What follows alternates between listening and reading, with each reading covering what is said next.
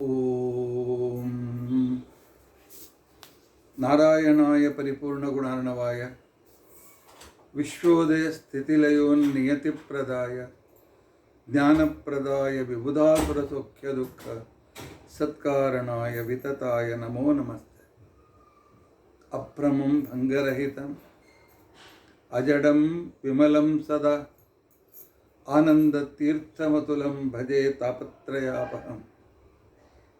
ಭವತಿ ಯದನುಭಾವಾದೇಡಮೂಕೋಪಿ ವಾಗ್ಮಿ ಜಡಮತಿರಪಿ ಜಂತುರ್ಜಾಯತೆ ಪ್ರಾಜ್ಞಮೌಲಿಃ.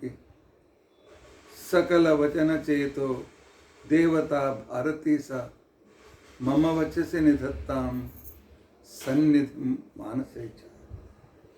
ಅಸ್ಮದ್ಗುರು ಸಮಾರಂಭಾಂ ಟೀಕಾಕೃತ್ಪಾದಮಧ್ಯಗಾಂ ಶ್ರೀಮದಾಚಾರ್ಯ ಪರ್ಯಂತಾಂ ವಂದೇ ಗುರು ಪರಂಪರಾ. ವಿದ್ಯಾಯಾಂ ವಿಬುಧಾಚಾರ್ಯಂ ವೇದಜ್ಞಾನಾಬ್ಧಿಚಂದಿರಂ ದುರ್ಮತಧ್ವಾಂತಮಾರ್ತಾಂಡಂ ಸತ್ಯಧ್ಯಾನಮುನಿಂ ಭಜೆ. ಪಂಚಾಶದ್ವರ್ಷಪರ್ಯಂತಂ ಸತತಂ ರಾಮಪೂಜಕಃ ಶ್ರೀ ಸತ್ಯಪ್ರಮೋದಗುರುರಾಜ್ ಭಾಸತಾಂ ನೋ ಕದಂಬರ. ಬಂಧುಸ್ತ್ವಂ ಗುರುರಿಷ್ಟದೈವತಮಿತಿ ಪಾದಪಂಕೇರುಹಂ ಪ್ರಾಪ್ತಂ ಮಾಂ ಪರಿಪಾಲಯೇತಿ ಸತತಂ ಯಾಚೇ ನಿಬದ್ಧಾಂಜಲಿಃ. ಚಿತ್ತಂ ಮತ್ಗುಣದೋಢಚಿಂತನವಿದೋ ನೂನಂ ಮನಂ ಮಾ ಕೃತಾಃ. ಶ್ರೀ ಸತ್ಯಾತ್ಮಗುರೋ ತುರಂಗ್ರಿಯುಗಲಂ ಹಿತ್ವಾ ನಮೇ ಸದ್ಗತಿ. ಯೈರಹಂ ಶುಕವತ್ ಸಮ್ಯಕ್ ಶಿಕ್ಷಿತೋಸ್ಮಿ ಕೃಪಾಲುಭಿಃ ತಾನ್ ವಂದೇ ಧನುಪಾಚಾರ್ಯಾನ್ ತತ್ವಜ್ಞಾನಾರ್ಥಸಿದ್ಧಯೇ. ಶ್ರೀ ಗುರುಭ್ಯೋ ನಮಃ. ಹರಿ ಓಂ ಹರಿ ಓಂ ಹರಿ ಓಂ.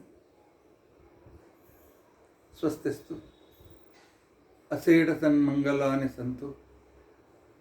ಶ್ಲೋಕೇಕಶ್ರವಣಪಠನಮಾತ್ರೇಣ ವಕ್ತುಶ್ಚ ಶ್ರೋತॄಣಾಂ ನಿಖಿಲ ಕಲಿಕೃತ ಕಲ್ಮಷಾಪನೋದನಪಟುತರೆ ಧರ್ಮಾದ್ಯಖಿಲ ಪುರುಷಾರ್ಥ ಸಾಧನೆ ಭೂತೆ ಅದ್ಯ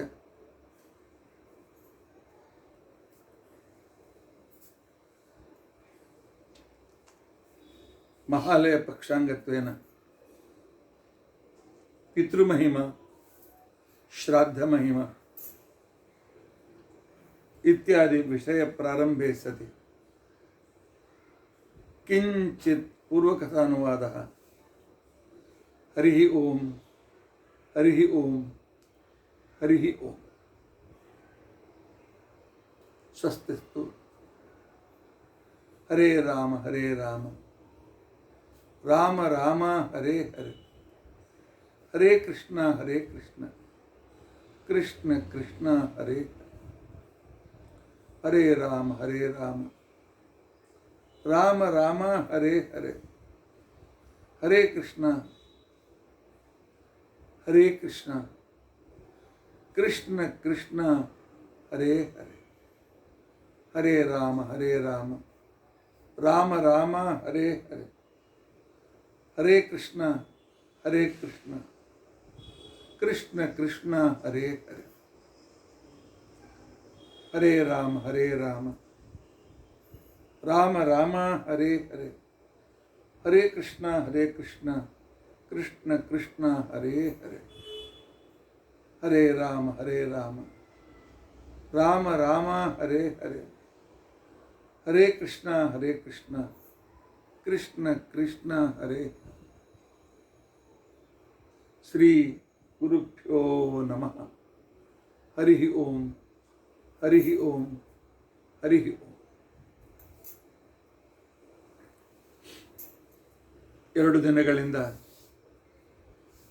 ನಾವು ಶ್ರಾದ್ದ ಅಂದರೆ ಏನು, ಆನಂತರ ಮಹಾಲಯ ಪಕ್ಷಮಾಸ ಅಂದರೆ ಏನು ಅಂತನ್ನೋದ್ರ ಬಗ್ಗೆ ತಿಳಿದುಕೊಳ್ಳಲು ಪ್ರಯತ್ನಿಸಿದ್ದೇವೆ. ಇವತ್ತು ಒಬ್ಬ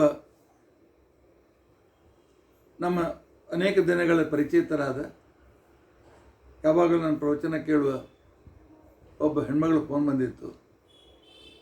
ಆಚಾರ್ಯರೇ, ನೀವು ಶ್ರಾದ್ದದ ಬಗ್ಗೆ ಬಹಳ ಚೆನ್ನಾಗಿ ಹೇಳ್ತಾ ಇದ್ದೀರಿ, ನಮ್ಮ ಪಿತೃಗಳ ಬಗ್ಗೆ ಚೆನ್ನಾಗಿ ಹೇಳ್ತಾ ಇದ್ದೀರಿ. ಆದರೆ ನನ್ನ ಮನೆಯಲ್ಲಿ ಹೇಳ್ತಾರೆ, ಹೆಣ್ಮಕ್ಳು ಇದೆಲ್ಲ ಕೇಳಬಾರ್ದು, ಇದೆಲ್ಲ ಗಂಡಸರಿಗೆ ಸಂಬಂಧಿಸಿರ್ತಕ್ಕಂಥದ್ದು, ನೀವೇನು ಶ್ರಾದ್ದ ಮಾಡೋದಿಲ್ಲ ಬಿಡೋದಿಲ್ಲ, ಕೇಳಿ ತಿಳ್ಕೊಂಡು ಏನು ಮಾಡ್ತೀರಿ ಅಂತ ನಮ್ಮ ಮನೆಯಲ್ಲಿ ಅಂತ ಇದ್ದಾರೆ ಹಿರಿಯರು. ಏನು ಮಾಡಲಿ ಅಂತ ಕೇಳಿದ್ರು. ಅದಕ್ಕೆ ನಾನು ಹೇಳಿದೆ, ಧರ್ಮ ಉಳಿಯೋದು ಹೆಣ್ಣು ಮಕ್ಕಳಿಂದ. ಯಾಕೆ ಈ ಮಾತು ನನ್ನ ಮಾತಲ್ಲ, ಈ ಮಾತು ನಮ್ಮ ಮಟ್ಟದಲ್ಲಿ ನಮ್ಮ ಗುರುಗಳಾಗಿರ್ತಕ್ಕಂತಹ ಈಗಿನ ಸ್ವಾಮಿಗಳವರ ಪರಮ ಗುರುಗಳಾದಂತಹ ಶ್ರೀ ಸತ್ಯಧ್ಯಾನ ತೀರ್ಥರು ಹೇಳ್ತಾ ಇದ್ರು. ಹೆಣ್ಮಕ್ಳೇ, ತಾಯಂದಿರೇ, ಗಂಡಸರೆಲ್ಲ ನೌಕರಿ, ಹೊಲ, ಊರು, ಮತ್ತು ಅಲ್ಲಿ ಟ್ರಾನ್ಸ್ಫರು ಇಲ್ಲಿ ಟ್ರಾನ್ಸ್ಫರು ಅಂತ ಹೇಳಿ ಕುಟುಂಬ ಭರಣದಲ್ಲಿ ಆಸಕ್ತರಾಗಿರ್ತಾರೆ. ಮಕ್ಕಳಿಗೆ ನೀವೇ ಗುರುಗಳು. ಮಕ್ಕಳಿಗೆ ನೀವು ಧರ್ಮ ಹೇಳಿಕೊಡದೇ ಇದ್ದರೆ, ಮಕ್ಕಳಿಗೆ ನೀವು ನಿಮ್ಮ ವಿಚಾರದ ಬಗ್ಗೆ ಹೇಳಿಕೊಡದೇ ಇದ್ದರೆ ಯಾರು ತಿಳಿಸ್ಕೊಡೋರು ಅವ್ರಿಗೆ? ಅದನ್ನು ತಿಳಿಸ್ತಕ್ಕಂಥವ್ರು ಯಾರು? ಈ ವಿಷಯ ಹೆಣ್ಣು ಮಕ್ಕಳಿಗೂ ಅನಿವಾರ್ಯ, ಗಂಡಸರಿಗೂ ಅನಿವಾರ್ಯ. ಈಗಂತೂ ಮನೆಯಲ್ಲಿ ಶ್ರಾದ್ದ ಆಗೋದಿಲ್ಲ. 195 ಜನ ಮಠದಲ್ಲಿ ಹೋಗಿ ಶ್ರಾದ್ದ ಮಾಡ್ತಾರೆ. ಮಠದಲ್ಲಿ, ಗುಡಿಗಳಲ್ಲಿ ಎಲ್ಲಿ ಒಂದು ಕೇಂದ್ರ ಮಾಡಿರ್ತಾರೆ, ಅಲ್ಲಿ ಹೋಗಿ ಮಾಡ್ತಾರೆ. ಯಾಕೆ ಹೆಣ್ಮಕ್ಳಿಗೆ ಮಡಿಯಲ್ಲಿ ಮಾತ್ರ ಮಾಡಲಿಕ್ಕೆ ಆಗೋದಿಲ್ಲ ಅಂದರೆ ಬಿಟ್ಟಿದ್ದಾರೆ ಅಷ್ಟೇ. ಆಗೋದು ಎಲ್ಲ ಆಗ್ತದೆ. ಅದೆಲ್ಲ ಗ್ಯಾಸ್ ಬಂದ ಮೇಲೆ ಮೆಂತು ಮುಗಿದು ಹೋಯ್ತು, ಕೃಷ್ಣಾರ್ಪಣೆ. ಮನೆಯಲ್ಲಿ ಒಲೆಗಳಿಲ್ಲ, ಇಡ್ಲಿ ಒಲೆಗಳಿಲ್ಲ, ಸೌದೆ ಒಲೆಗಳಂತೂ ಇಲ್ಲವೇ ಇಲ್ಲ. ಮತ್ತು ಶ್ರಾದ್ದದ ದಿನ ಮಕ್ಕಳಿಗೆ ಶಾಲೆ ಇರ್ತದೆ, ಇರ್ತದೆ. ಒಮ್ಮನೆ ಯಜಮಾನ ಮಾತ್ರ ಹೋಗಿ, ಕೆಲವು ಗಂಡ ಹೆಂಡತಿ ಇಬ್ಬರು ಹೋಗಿ ಶ್ರಾದ್ದ ಮುಗಿಸ್ಕೊಂಡು ಬರ್ತಾರೆ. ಮಕ್ಕಳಿಗೆ ನಮ್ಮ ಶ್ರಾದ್ದ ಅಂದ್ರೇನು, ಮಡಿ ಅಂದ್ರೇನು, ಮೈಲಿಗೆ ಅಂದ್ರೇನು, ಬ್ರಾಹ್ಮಣರಂದ್ರೇನು, ಬ್ರಾಹ್ಮಣರಿಗೆ ಊಟಕ್ಕೆ ಹೇಗಾಗಬೇಕು, ಆ ವೇಳೆಗೆ ಯಾವ ನಿಯಮ ಪರಿಪಾಲನೆ ಮಾಡಬೇಕು, ಯಾರಿಗೆ ಹೇಗೆ ನಮಸ್ಕಾರ ಮಾಡಬೇಕು, ಏನೂ ಗೊತ್ತಿಲ್ಲ. ಈ ಧರ್ಮ ಬಿಟ್ಟವರು ನಾವು ಮಾತ್ರ. ನನಗೆ ಈ ಪ್ರಾಂತದಲ್ಲಿ ನಾನು ಎಲ್ಲಿದ್ದೇನೆ, ಮುಂಬಯಿಯ ಯಾವ ಭಾಗ, ಇದಕ್ಕೆ ವಸೈ ವಿರಾರ್ ಭಾಗ ಅಂತ ಕರೀತಾರೆ. ಇಲ್ಲಿ 50%ಕ್ಕಿಂತ 100%ನಲ್ಲಿ ಮೋರ್ ದ್ಯಾನ್ 50% ಕ್ರಿಶ್ಚಿಯನ್ರಿದ್ದಾರೆ. 10 to 15% ಮುಸಲ್ಮಾನರಿದ್ದಾರೆ. 35% ಹಿಂದೂಗಳಿದ್ದಾರೆ. ನಮ್ಮ ಈ ಪರಿಸರದಲ್ಲಿ ಈ ಸ್ಥಿತಿ ಇದೆ. ಆದರೆ ಇಲ್ಲಿ ಸರ್ವಧರ್ಮ ಸಮ್ಮೇಳನ ಆದಾಗ ಅಥವಾ ಅವರಲ್ಲಿನ ಕಾರ್ಯಕ್ರಮ ಆದಾಗ ಈ ಪ್ರಾಂತದಲ್ಲಿ ಪ್ರತಿನಿಧಿ ಅಂತ ತಿಳ್ಕೊಂಡಂತೇಳಿ ನನ್ನನ್ನು ಹಿಂದೂ ಪ್ರತಿನಿಧಿ ಅಂತ ಕರೆದಿರ್ತಾರೆ. ನಾನು ಆ ಸಭೆಯಲ್ಲಿ ಕ್ರಿಶ್ಚಿಯನ್ರು, ಮುಸ್ಲಿಂ ಗುರುಗಳು ಕೂಡ ಬಂದಿರ್ತಾರೆ. ಆ ಜನರನ್ನ ಸಮೀಪದಿಂದ ನಾನು ಕಂಡಿದ್ದೇನೆ. ಇವತ್ತಿನ ದಿವಸ ಮುಸಲ್ಮಾನರು ಧರ್ಮ ಬಿಡಲಿಲ್ಲ, ಕ್ರಿಶ್ಚಿಯನ್ರು ಧರ್ಮ ಬಿಡಲಿಲ್ಲ. 3ನೇ ವಯಸ್ಸಿಗೆ 3 ವಯಸ್ಸಾದರೆ ಹುಡುಗಿ ಇರಲಿ ಹುಡುಗ ಇರಲಿ, ಮುಸಲ್ಮಾನರು ಮದರಸಾಕ್ಕೆ ತಮ್ಮ ಮಕ್ಕಳನ್ನು ಕಳಿಸ್ಬಿಡ್ತಾರೆ. ಅಲ್ಲಿಂದ ಅಲ್ಲಿಗೆ ಅವರಿಗೆ ಕುರಾನಿನ ಅಭ್ಯಾಸ ಪ್ರಾರಂಭವಾಗ್ತದೆ. ಮುಂದೆ ಅವರ ವ್ಯವಹಾರ ಹೇಗಿದೆ, ಏನಿದೆ ಅದನ್ನು ತೆಗೆದುಕೊಂಡು ನಮ್ಗೆ ಬೇಕಾಗಿಲ್ಲ. ಆದರೆ ಅವರಲ್ಲಿರ್ತಕ್ಕಂಥ ಧರ್ಮಶ್ರದ್ಧೆ ನೋಡಿಕೊಳ್ಳಿ. ನಾವು 3ನೇ ವಯಸ್ಸಿಗೆ ಮಕ್ಕಳಿಗೆ ting tong bell, ding dong bell ಅಂತಿಕೊಂಡು, ಟಿಂಗ್ ಟಾಂಗು ಡಿಂಗ್ ಡಾಂಗ್ ನಂಗೆ ಗೊತ್ತಿಲ್ಲ, ಅದನ್ನು ಕಲಿಸ್ತೇವೆ. ಎ ಫಾರ್ ಆ್ಯಪಲ್ ಕಲಿಸ್ತೇವೆ. ಆ ನಂತರ ಕ್ರಿಶ್ಚಿಯನ್ ಶನಿವಾರ ಸಾಯಂಕಾಲ ನಮ್ಮ ವಿದ್ಯಾಪೀಠದಿಂದ ಒಂದು 20-30 ಮೇಲೆ ಚರ್ಚ್ ಇದೆ. ಧೋ ಮಳೆ ಇರಲಿ, ಗಡಗಡ ನಡುಗುವ ಚಳಿ ಇರಲಿ, ರಣ ಬಿಸಿಲಿರಲಿ, ಶನಿವಾರ ದಿವಸ ಸಾಯಂಕಾಲ, ರವಿವಾರ ದಿವಸ ಬೆಳಗ್ಗೆ 2 ತಿಂಗಳ ಕೂಸನ್ನು 1 ತಿಂಗಳ ಕೂಸನ್ನು ಕೂಡ ಕರ್ಕೊಂಡು ಬರ್ತಾರೆ. ಅವ್ರು ಬರದೇ ಇದ್ದರೆ ಅವ್ರಿಗೆ ಮೆಂಬರ್ಶಿಪ್ ಹೊರಟೋಗ್ತದೆ. ನಾವೇ ನಮ್ಮ ಮಕ್ಕಳನ್ನು ಮಾಡರ್ನ್ ಮಾಡ್ತಾ ಇದ್ದೇವೆ. ನಮ್ಮ ಮಕ್ಕಳಿಗೆ ನಮ್ಮ ಮಕ್ಕಳಿಗೆ ಶಾಲೆ ಕಾಲೇಜು ಮೈನಾರ್ ಮಾಡಿಕೊಂಡು ಫಾರಿನ್ ಕೂಡ ಹೋಗಬೇಕು, ಇಲ್ಲಾರ ಮತ್ತು ಬೇರೆ ಧರ್ಮದ ಜೊತೆಗೆ ಮದುವೆ ಮಾಡಿಕೊಳ್ಬೇಕು, ಇದರಲ್ಲೇ ಇಂಟ್ರೆಸ್ಟ್ ಇದೆ. ಇಲ್ಲ, ಧರ್ಮ ಉಳಿಸಬೇಕು. ಇವತ್ತಿನ ದಿವಸ ಮನೆ ಹೆಣ್ಮಕ್ಕಳು ಸುಶಿಕ್ಷಿತರಾಗಬೇಕು. ಮನೆ ಹೆಣ್ಮಕ್ಕಳು ಸುಶಿಕ್ಷಿತರು ಇದ್ದಾರೆ, ಗ್ರ್ಯಾಜುಯೇಟ್ ಪೋಸ್ಟ್ ಗ್ರ್ಯಾಜುಯೇಟ್ ಎಲ್ಲ ಇದ್ದಾರೆ. ಧರ್ಮದಲ್ಲಿ ಸುಶಿಕ್ಷಿತರಾಗಬೇಕಾಗಿದೆ. ಧರ್ಮದ ಬಗ್ಗೆ ಒಳ್ಳೆಯ ಶಿಕ್ಷಣವನ್ನು ಪಡೆಯಬೇಕಾಗಿದೆ. ನೀವು ಮಕ್ಕಳಿಗೆ ತಿಳಿಸಿ ಹೇಳಬೇಕು. ಅದಕ್ಕೋಸ್ಕರ ಇದನ್ನು ತಿಳಿದುಕೊಳ್ಬೇಕು. 1. 2ನೇದು, ಪಿತೃಪೂಜೆಯಲ್ಲಿ ಗಂಡನಿಗೆ ಎಷ್ಟು ಅಧಿಕಾರ ಇದೆ, ಆ ಅಧಿಕಾರದಲ್ಲಿ 50% ಗಂಡಸರಿಗಿದೆ, 50% ಹೆಣ್ಮಕ್ಳಿಗಿದೆ. ಮೊದಲು ಹೆಣ್ಮಕ್ಕಳು ಹಿಂದಿನ ದಿವಸದಿಂದಲೇ ಎಲ್ಲ ಸಿದ್ಧತೆಗಳನ್ನು ಮಾಡಿಕೊಂಡು ಮಡಿಯಲ್ಲಿ ಬಟ್ಟೆ 9 ಗಜೆ ಸೀರೆಯನ್ನು ಹಾಕಿಕೊಂಡು, ಆನಂತರ ಮರುದಿವಸ ಮಡಿಯಲ್ಲಿ ಅಡುಗೆಯನ್ನು ಮಾಡಿ ಮನೆಗೆ ಬಂದಿರತಕ್ಕಂಥ ಬ್ರಾಹ್ಮಣರಿಗೆ ಬೇಕಾಗಿರ್ತಕ್ಕಂಥ ಎಲ್ಲ ಅನುಕೂಲತೆಯನ್ನು ಮಾಡಿಕೊಡ್ತಕ್ಕಂತಹ ಜವಾಬ್ದಾರಿ ಹೆಣ್ಣುಮಕ್ಕಳಿದೆ. ಯಾಕೆ? ಅರ್ಧಾಂಗಿನಿ ಪುಣ್ಯ ಬರಬೇಕಾಗಿದೆ. ಗಂಡನ ಮಾಡಿದ ಪುಣ್ಯದಲ್ಲಿ ಅರ್ಧ ಪುಣ್ಯ ಬರ್ತದೆ ಅಂತ ದಾಸರು ಹೇಳ್ತಾರೆ, ಶಾಸ್ತ್ರವೂ ಹೇಳ್ತಾರೆ. ಆದರೆ ಅರ್ಧ ಪುಣ್ಯ ಬರಬೇಕಾಗಿದ್ದರೆ ಗಂಡನ ಮಾಡುವ ಧರ್ಮದಲ್ಲಿ ಅರ್ಧ ಭಾಗ ವಹಿಸಬೇಕು. ಈಗ ಆ ಅವಕಾಶ ತಪ್ಪಿ ಹೋಗಿದೆ. ಯಾಕೆ? ಮಠದಲ್ಲಿ ಶ್ರಾದ್ದ, ಮಂದಿರದಲ್ಲಿ ಶ್ರಾದ್ದ, ಮನೆಯಲ್ಲಿ ಮಾಡ್ತಕ್ಕಂಥದ್ದು ಎಲ್ಲೋ 100ಕ್ಕೆ 1-2 ಸಿಗ್ತಾರೋ ಇಲ್ಲೋ, ಅದನ್ನು ಕೂಡ ಕಡಿಮೆ ಆಗಿದೆ. ಈಗ ಹೆಣ್ಮಕ್ಳ ನಿಮಗೆ 50% ಪುಣ್ಯ ಬರಬೇಕಲ್ಲ. ಯಾಕೆ? ಶ್ರಾದ್ದಾದಿಗಳಿಂದ ನಿನ್ನೆ ನಾನು ಹೇಳಿದಂತೆ ಮಕ್ಕಳಿಗೆ ಒಳ್ಳೆಯದಾಗ್ತದೆ, ಮಕ್ಕಳ ಎಲ್ಲ ಪ್ರಾಬ್ಲಮ್ಗಳು ದೂರವಾಗ್ತದೆ ಪಿತೃಪೂಜೆ ಮಾಡೋದ್ರಿಂದಾಗಿ. ಇಂಥ ಸಂದರ್ಭದಲ್ಲಿ ನೀವು ಗಂಡನ ಜೊತೆ ಮಠಕ್ಕೆ ಬರಬೇಕು.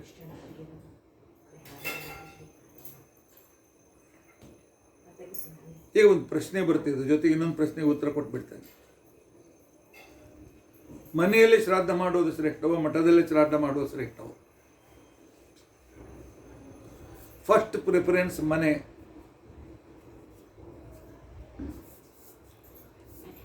ಸಾಧ್ಯ ಇಲ್ಲ ಅಂತ ತಿಳ್ಕೊಂಡಂದಾಗ ಮಠ. ಯಾಕೆ ಅಂತ ತಿಳ್ಕೊಂಡಂತಂದ್ರೆ ಪಿತೃಗಳು ಬರೋದು ಮನೆಗೆ ಹೊರತು ಮಠಗಳಿಗೆಲ್ಲ. ನಿಮ್ಮ ಮನೆಗೆ ಈ 15, 13, 16 ದಿವಸ ನಿಮ್ಮ ಮನೆಗೆ ಬಂದಿರ್ತಾರೆ. ನಿನ್ನೆ ನಾನು ಹೇಳಿದ್ದೇನೆ, ಯಮಲೋಕದಲ್ಲಿ ಅವರಿಗೆ ಇವತ್ತು ಈ 15 ದಿವಸ ರಜೆ ಇರ್ತದೆ ಅವರಿಗೆ, ಅವ್ರು ಬಂದ್ಬಿಡ್ತಾರೆ.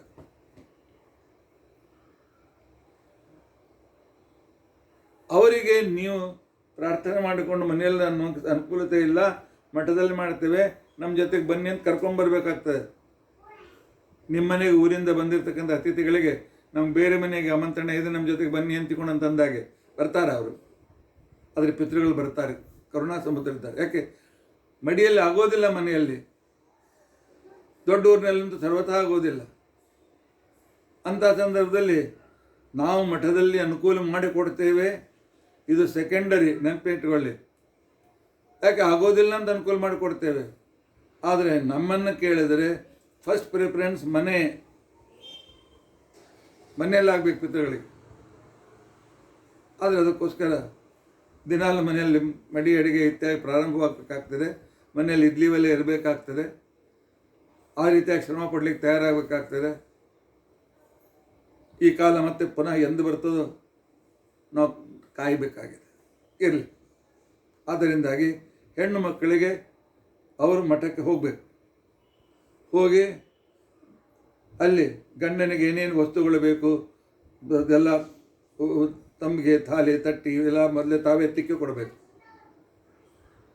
ಆನಂತರ ಶ್ರಾದ್ದವಾದ ಮೇಲೆ ಅಲ್ಲಿಯ ನಾವು ಹಣ ತುಂಬಿಟ್ಟಿದ್ದೇವೆ, ಸ್ವಾಮಿ ಆಚಾರ್ಯಕ್ಕೆ ಪಟ್ಟು ಹಣ ಇಷ್ಟು ಮಾಡಿರ್ತಾರೆ ಕೊಟ್ಬಿಡ್ತೇವೆ, ಆರಾಮ್ ಕೂತ್ಕೊಳ್ತೇವೆ. ಇಲ್ಲ, ಶ್ರಾದ್ದ ಆದಮೇಲೆ ಆ ಸ್ಥಳವನ್ನು ಸ್ವಚ್ಛ ಮಾಡುವ ಕೆಲಸ ನೀವು ಮಾಡಿ. ಗುರುಗಳ ಜ್ಞಾನಿಗಳ ಎಂಜಲ್ಗಾಮ ಮಾಡಿದ್ದಕ್ಕೋಸ್ಕರ ಒಬ್ಬ ದಾಸಿಪುತ್ರನಾಗಿ ಹುಟ್ಟಿದ ನಾರದರಿಗೆ ಬ್ರಹ್ಮನ ಮಗಳಂತ ಭಾಗ್ಯ ಸಿಕ್ತು. ಊಟ ಆದಮೇಲೆ ಕಿತ್ಕೊಂಡು ಹೋಗಬೇಡಿ, ಊಟ ಆದಮೇಲೆ ಬ್ರಾಹ್ಮಣರ ಎಲ್ಲೇ ತೆಗೆಯಿರಿ. ಹೆಣ್ಣು ಮಕ್ಕಳು ಈ ಕೆಲಸ ಮಾಡದೇ ಇದ್ದರೆ ಬರುವ 50% ಪುಣ್ಯ ಬರೋದಿಲ್ಲ. ಪಿತೃಗಳ ಪೂಜೆಯ ಪುಣ್ಯ ಜನ್ಮ ಜನ್ಮಾಂತರಕ್ಕೂ ಸೌಮಂಗಲ್ಯ, ಒಳ್ಳೆಯ ಸಂತಾನ, ಇದ್ದ ಮಕ್ಕಳಿಗೆ ಆಯುಷ್ಯ ಆರೋಗ್ಯ ಎಲ್ಲವೂ ಕೂಡ ಸಿಗ್ತದೆ. ಅದಕ್ಕೋಸ್ಕರ ಇಲ್ಲಿ ಏನು ನಡೀತಾ ಇದೆ ಪ್ರತಿಯೊಂದು ವಿಷಯ ನಿಮಗೆ ಗೊತ್ತಿರಬೇಕು. ಗಂಡಂದ್ರಿಗೆ ಈ ರೀತಿಯಾಗಿ ಹೇಳಬೇಕಾಗ್ತದೆ, ನಿಮ್ಮ ಎಂತಾಗಬೇಕಾಗ್ತದೆ, ಇಂಥ ಕಾರ್ಯವನ್ನು ಮಾಡಿ ಅಂತ ತಿಳ್ಕೊಂಡು ಅಂತ ಹೇಳಿ.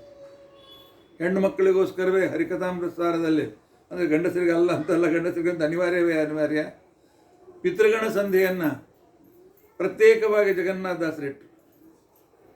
ಯಾಕೆ? ಪಿತೃಗಳ ಅನುಗ್ರಹ ಇದ್ದಿದ್ದಿಲ್ಲ ಅಂದರೆ ನಮಗೆ ಉದ್ಧಾರವಿಲ್ಲ. ಆದ್ದರಿಂದಾಗಿ ಹೆಣ್ಮಕ್ಳು ಕೇಳಬಾರ್ದು, ನಮಗೇನು ಗೊತ್ತಿಲ್ಲ, ಶ್ರಾದ್ದ ನಮಗೇನು ಸಂಬಂಧ ಇಲ್ಲ ಅಂತ ಅನ್ಬೇಡಿ. ನಿಮಗೆ 50% ಅಧಿಕಾರ ಇದೆ. ಆ ರೀತಿಯಾಗಿರ್ತಕ್ಕಂಥ ಕಾರ್ಯವನ್ನು, ಕರ್ತವ್ಯವನ್ನು ನೀವು ನಿರ್ವಹಿಸಲೇಬೇಕು. ಆನಂತರ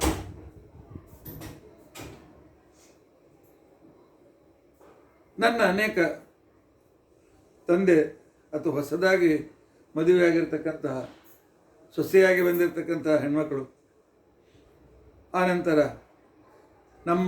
ನನಗೆ ಮೊದಲಿನಿಂದಲೇ ಯಾರು ಹಿರಿಯರು ಗೊತ್ತಿದ್ದಾರೆ ಅವರ ಮಕ್ಕಳು ಕೇಳುವ ಪ್ರಶ್ನೆ, ಭಾಳ ದಿವಸದಿಂದ ಈ ಪ್ರಶ್ನೆ ನನಗೆ 82, 83 ಕೇಳ್ತಾ ಇದ್ದಾರೆ. ಅದಕ್ಕೋಸ್ಕರ ನಾನು ಧರ್ಮ ಸಂದೇಶ ಅಂತ ಪತ್ರಿಕೆ ಪ್ರಾರಂಭ ಮಾಡಿದೆ, ಅವರೆಲ್ಲರ ಪ್ರಶ್ನೆಗೆ ಉತ್ತರ ಕೊಡುವುದಕ್ಕೋಸ್ಕರ. ಈಗ ಸದ್ಯಕ್ಕೆ ಇಲ್ಲ, ಯಾಕೆ ಸ್ವತಃ ಪ್ರತಿ ದಿವಸವೂ ಧರ್ಮ ಬೋಧನೆಯನ್ನು ಮಾಡೋದಕ್ಕೋಸ್ಕರ ಇಂಟರ್ನೆಟ್, ಯೂಟ್ಯೂಬ್ ಉಪಯೋಗಿಸ್ತಾ ಇರೋದರಿಂದಾಗಿ, ಮತ್ತು ಈಗ ಯಾರು ಕನ್ನಡ ಓದೋದಿಲ್ಲ ಅಂತ ಹೇಳಿ ನಾನು ಸುಮಾರು ಒಂದು 8 ವರ್ಷದ ಹಿಂದೆ ನನ್ನ ಪತ್ರಿಕೆಯನ್ನು ನಿಲ್ಲಿಸಬೇಕಾಯಿತು.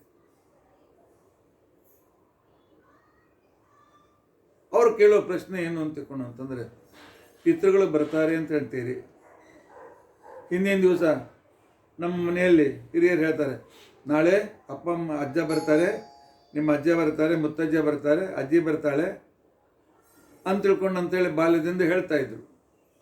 ಮರು ದಿವಸ ನೋಡಿದ್ರೆ ಅಜ್ಜ ಇಲ್ಲ, ಅಜ್ಜಿ ಇಲ್ಲ, ಯಾರೂ ಇಲ್ಲ. ನಮ್ಗೆ ಬರ್ತಿದ್ದ ಪುರೋಹಿತರೆ, ನಮ್ಗೆ ಗೊತ್ತಿದ್ದ ಆಚಾರ್ಯ ಬರ್ತಾರೆ, ಮಂತ್ರ ಹೇಳಿ ಏನೋ ನೀರು ಬಿಡಿಸ್ತಾರೆ, ಊಟ ಮಾಡಿ ಹೋಗ್ತಾರೆ. ಆನಂತರ ಮಧ್ಯದಲ್ಲಿ ನಮ್ಮನ್ನು ಕರೆದು ಹೇಳ್ತಿದ್ರು, ಬರ್ರಿ ಅಲ್ಲಿ ಅಜ್ಜ ಅಜ್ಜಿ ಬಂದಿದ್ದ, ನಮಸ್ಕಾರ ಮಾಡಿರಿ ಅಂತ ತಿಳ್ಕೊಂಡಂತೇಳಿ. ಅಲ್ಲಿ ನೋಡಿದರೆ ದರ್ಭ, ಎಳ್ಳು, ನೀರು, ಅನ್ನದಿಂದ ಮಾಡಿರ್ತಕ್ಕಂಥ ಉಂಡೆಗಳು, ಪಿಂಡ. ಅಜ್ಜನೂ ಇಲ್ಲ, ಅಜ್ಜಿನೂ ಇಲ್ಲ. ಮತ್ತು ಯಾರಿಗೆ ಅವ್ರಿಗೆ ನಾವು ಹೊಟ್ಟೆ ತುಂಬಿಸ್ಬೇಕು, ಅವ್ರಿಗೆ ತೃಪ್ತಿಪಡಿಸ್ಬೇಕು ಅಂತ ತಿಳ್ಕೊಂಡಂತೇಳಿ ನಮ್ಮ ಹಿರಿಯರು ಹೇಳ್ತಾಯಿದ್ರು. ಎಲ್ಲಿರ್ತಾರೆ? ಹೋಗ್ಲಪ್ಪ, ನಾನು ತಿಳಿದುಕೊಂಡಿದ್ದೆ ಆಚಾರ್ಯರು ಪಿಂಡ ತೆಗೆದುಕೊಂಡು ಹೋಗಿ ಅದನ್ನು ಪಿತೃಗಳಿಗೆ ಪೋಸ್ಟ್ ಮಾಡ್ತಾರೆ, ಮಾಡ್ತಾರೆ ಅಂತ. ಅದನ್ನೂ ಇಲ್ಲ. ಅದು ಕೂಡ ಇಲ್ಲಿ ನೀರಿನಲ್ಲಿ ವಿಸರ್ಜನೆ ಆಗಿಬಿಡ್ತಾರೆ. ಆ ಪಿಂಡನೆಲ್ಲ ಹಸುವಿಗೆ ಹಾಕ್ತಾರೆ, ಇಲ್ಲ ನೆಲ ಆಗಿದ್ದು ನೆಲದಲ್ಲಿ ಹಾಕ್ತಾರೆ.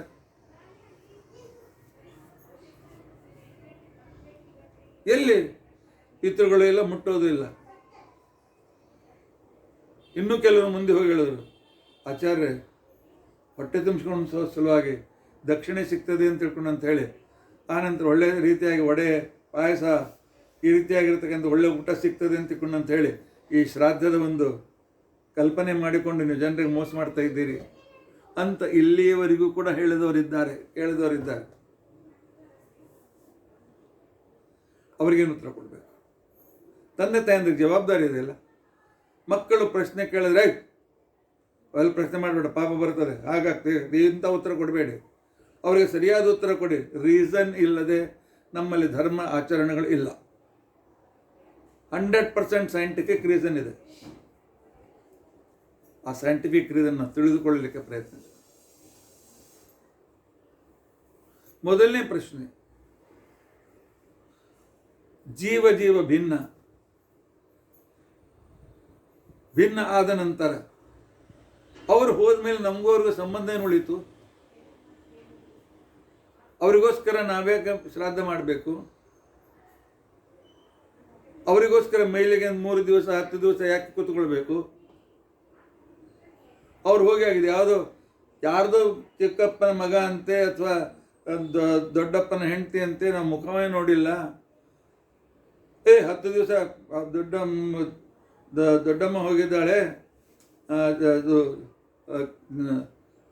ದೊಡ್ಡಪ್ಪನ ಹೆಂಡತಿ ಹೋಗಿದ್ದಾಳೆ ಅಥವಾ ಚಿಕ್ಕಪ್ಪನ ಹೆಂಡತಿ ಹೋಗಿದ್ದಾಳೆ, 10 ದಿವಸ ಯಾರು ಮುಟ್ಬೇಡಿ, ಸೂತಕ ಆಚರಿಸಿ ಅಂತ ತಿಳ್ಕೊಂಡು ತಂದಾಗ ನಮಗೆ ಮುಜುಗರ ಆಗ್ತಾ, ಅವ್ರಿಗೂ ನಮಗೆ ಸಂಬಂಧ ಏನು ಅಂತ ತಿಳ್ಕೊಂಡು ಅಂತೇಳಿ. ಏನಾದರೂ ಇದಕ್ಕೋಸ್ಕರ ವೈಜ್ಞಾನಿಕ ಬೇಸ್ ಇದೆಯಾ? ಇದೆ, ವೈಜ್ಞಾನಿಕ ಬೇಸ್ ಇದೆ. ಫೈಟ್ ಹೀಡ್ ಅಂತ ತಿಳ್ಕೊಂಡು ಅಂತ ಹೇಳಿ ಒಬ್ಬ ಗಣಿತಜ್ಞ, ಅಷ್ಟೇ ಅಲ್ಲ, ಒಳ್ಳೆ ಆಂಗ್ಲ ತತ್ವ, ಯುರೋಪಿಯನ್ ತತ್ವಜ್ಞಾನಿ, ಜರ್ಮನ್ ತತ್ವಜ್ಞಾನಿ, ಅವನದು ಇಂಡಿಯಾದ ಸೊಸೈಟಿಯ ಬಗ್ಗೆ ಇರ್ತಕ್ಕಂಥ ಕೆಲವು ನಿಬಂಧಗಳಿವೆ. ಅದೆಲ್ಲ ಅವನು ಬರೀತಾನೆ, ಈ ಏನು ತಮ್ಮ ಸತ್ತವರಿಗೋಸ್ಕರ ಏನು ಕೊಡ್ತಾರೆ, ಇದು ಅತ್ಯಂತ ಸೈಂಟಿಫಿಕ್ ಇದೆ ಅಂತ ತಿಳ್ಕೊಂಡು. ಇವರೇನು ಮೈಲಿಗೆ ಪರಿಪಾಲನೆ ಮಾಡ್ತಾರೆ, ಇದು 100% ಸೈಂಟಿಫಿಕ್ ಇದೆ. ಯಾಕೆ? ನಮಗೂ ನಮ್ಮ ತಂದೆ ತಾಯಿಗೆ ಸಂಬಂಧ ಏನು? ಹುಟ್ಟಿಸಿದ್ದಾರೆ, ಬೆಳೆಸಿದ್ದಾರೆ, ಎಲ್ಲ ಸಂಬಂಧ. ಬರೀ ಸಂಬಂಧ ಅಷ್ಟೇ ಇಲ್ಲ, ನಮ್ಮ ಶರೀರ ತಯಾರಾಗಿದ್ದು, ಇದಕ್ಕೆ ಪಿಂಡಾಂಡ ಅಂತ ಕರೀತಾರೆ, ಇದು ತಯಾರಾಗಿದ್ದು ತಾಯಿಯ ಹಾಗೂ ತಂದೆ XY ಕ್ರೋಮೋಸೋಮ್ಗಳಿಂದ. ಕನ್ನಡದಲ್ಲಿ ಇದಕ್ಕೆ ಗುಣಸೂತ್ರ ಅಂತ ಕರೀತಾರೆ. ಶಾಸ್ತ್ರದಲ್ಲಿ ತತ್ವಗಳು ಅಂತ ತಿಳ್ಕೊಂಡು ಅಂತ ಹೇಳಿ ಕರೀತಾರೆ. 24 ತತ್ವಗಳು, 12X 12Y. ಆದರೆ 12ನಲ್ಲಿ 24 ಸೂಕ್ಷ್ಮಾಂಶ ಸೇರಿಕೊಂಡಿದೆ. ಆದರೆ ಅಲ್ಲಿ ಇರಿದದ್ದು 12 + 12 23 ಅಂತ ಹೇಳ್ತಾರೆ. 24th ಎಲ್ಲಿ ಗಾಯಬಾಗಿದೆ ವಿಜ್ಞಾನ ಹೇಳೋದಿಲ್ಲ. 12X 12Y ಟೋಟಲ್ 23 ಅಂತಾರೆ, 24 ಅನ್ನೋದಿಲ್ಲ. ಯಾಕೆಂದರೆ ಅವ್ಯಕ್ತ ತತ್ವ ಗೊತ್ತಿಲ್ಲ, ಇವ್ರ ಟೆಸ್ಟ್ ಟ್ಯೂಬ್ನಲ್ಲಿ ಕಾಣೋದಿಲ್ಲ, ಸಿಗೋದಿಲ್ಲ. ಆದ್ದರಿಂದಾಗಿ ತಂದೆ ತಾಯಿಗಳ ಕ್ರೋಮೋಸೋಮ್ ನಮ್ಮಲ್ಲಿದೆ, ಗುಣಸೂತ್ರ ಇದೆ. ಈ ಗುಣಸೂತ್ರ ಮುಂದೆ RNA DNA ರೂಪದಿಂದ ಜೀನ್ಸ್ ಆಗಿ ಪರಿಣಮಿಸ್ತದೆ. ಜೀನ್ಸ್ನಿಂದ ಕ್ರೋಮೋಸೋಮ್ ಜೀನ್ಸು, ಅದು ಎರಡಕ್ಕೊಂದು ಅತಿ ಸಮೀಪದ ಸಂಬಂಧ ಇದೆ. ತಂದೆಗೆ ದುಃಖ ಆದರೆ ನನಗೆ ದುಃಖದ ಅನುಭವ ಆಗ್ತದೆ. ಯಾಕೆಂತ ಅಂತಂದರೆ ತಂದೆ ತಾಯಿಯ ಅಂಶ ನನ್ನಲ್ಲಿದೆ. ಅದಕ್ಕೋಸ್ಕರ ತಾಯಿ ಆರಾಮಿಲ್ಲ ಅಂತಕೊಂಡಂತ ಅಂದಾಕ್ಷಣಕ್ಕೇನೆ ಮಗನಲ್ಲಿ ಕಣ್ಣಲ್ಲಿ ನೀರು ಬರ್ತದೆ. ಯಾಕೆ? ಆ ಸಂಬಂಧ ಇದೆ. ಆ ಗುಣಸೂತ್ರದ ಸಂಬಂಧದಿಂದ ನನಗೆ ಪರಸ್ಪರ ಸಂಬಂಧ ಇದೆ. ಅವರಿಗೆ ದುಃಖ ಆದರೆ ದುಃಖ ಆಗ್ತದೆ, ಅವರು ಹೋದರೆ ನನ್ನಲ್ಲಿಯ ಗುಣಸೂತ್ರದಲ್ಲಿ ವೀಕ್ನೆಸ್ ಬಿಡ್ತಾರೆ. ನನಗೆ ಗೊತ್ತಿಲ್ಲದೆ ನನ್ನಲ್ಲಿರ್ತಕ್ಕಂಥ ಒಂದು ಫಟಿಕ್ ಬರ್ತದೆ. ಯಾಕೆ? ನನ್ನಲ್ಲಿದ್ದ ಗುಣಸೂತ್ರಗಳು ಪೊಲ್ಯೂಟ್ ಆಗ್ತದೆ. ಅದಕ್ಕೋಸ್ಕರ ಮೈಲಿಗೆ 10 ದಿವಸ ಅದಕ್ಕೆ ರೆಸ್ಟ್ ಕೊಟ್ಟು ಅಲ್ಲಿ ಪೊಲ್ಯೂಷನ್ ಆಗದಂತೆ ನೋಡಿಕೊಂಡು ಆನಂತರ ಸ್ನಾನ ಮಾಡಬೇಕು. ನನಗೂ ನನ್ನ ಅಜ್ಜನಿಗೂ 12+12 ಇಲ್ಲ, 6+6 ಇದೆ. ನನಗೂ ನನ್ನ ಮುತ್ತಜ್ಜನಿಗೂ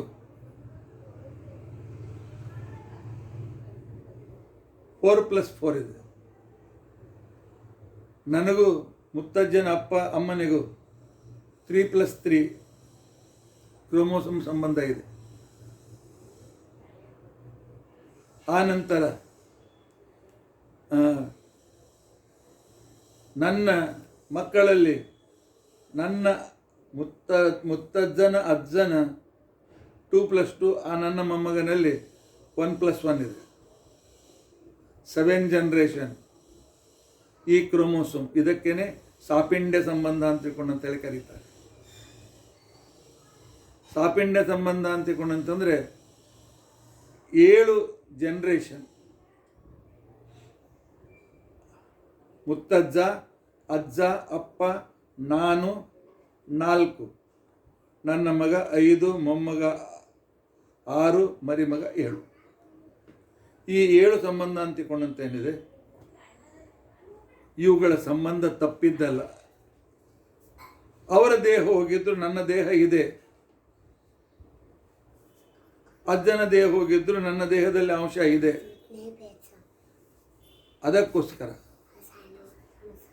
ಅದಕ್ಕೋಸ್ಕರ ನನ್ನಲ್ಲಾದ ಪೊಲ್ಯೂಷನ್ ದೂರ ಮಾಡಿಕೊಳ್ಳೋದಕ್ಕೋಸ್ಕರ 7ರ ನಂತರ 3 ದಿನ, 7 ಜನರೇಷನ್ ನಂತರ 3 ದಿನ, ಆ ನಂತರ 14 ಜನರೇಷನ್ ನಂತರ ಕೇವಲ 1 ದಿನ ಅಥವಾ ಸ್ನಾನ ಶುದ್ಧಿ ಇತ್ಯಾದಿ ಏನು ಪಿತೃಗಳ ಜೊತೆ ಸಂಬಂಧದಲ್ಲಿರ್ತಕ್ಕಂಥ ಮೈಲಿಗೆಯನ್ನು ಮತ್ತು ಹುಟ್ಟಿದ ಸಂದರ್ಭದಲ್ಲಿಯೂ ಕೂಡ ನನ್ನ ಕ್ರೋಮೋಸೋಮಿನ 12 ರೂಪಾಂತರ, ಅದಕ್ಕೋಸ್ಕರ 10 ದಿನ ಅವುಗಳ ಆ ಪೊಲ್ಯೂಷನ್ನಿಂದ ಪೂಜೆಗಳನ್ನು ಮಾಡದೆ ನಮ್ಮ ಸಾಧನೆಯಿಂದ ಸ್ವಲ್ಪ ದೂರ ಇದ್ದು ಅದನ್ನು ಕ್ರಮವಾಗಿ ಅದರ ಅಶುದ್ಧಿ ಕಡಿಮೆ ಆದ ನಂತರ ಇದೆಲ್ಲ ವಿಸ್ತಾರ ಹೇಳ್ತಾ ಕೂತ್ಕೊಂಡ್ರೆ 1 ತಿಂಗಳು ಇದರಲ್ಲೇ ಹೋಗ್ತದೆ. ಇದು 100% ಸೈಂಟಿಫಿಕ್. ಗುಣಸೂತ್ರದ ಕ್ರೋಮೋಸೋಮ್, RNA, DNA, ಜೀನ್ ಸಂಬಂಧ ಇರ್ತದೆ. ಜೀನ್ ಸಂಬಂಧ ಬರೀ 21 ಅಲ್ಲ, ಇನ್ನು ಮುಂದೆಯೂ ಕೂಡ ಹೋಗ್ತದೆ.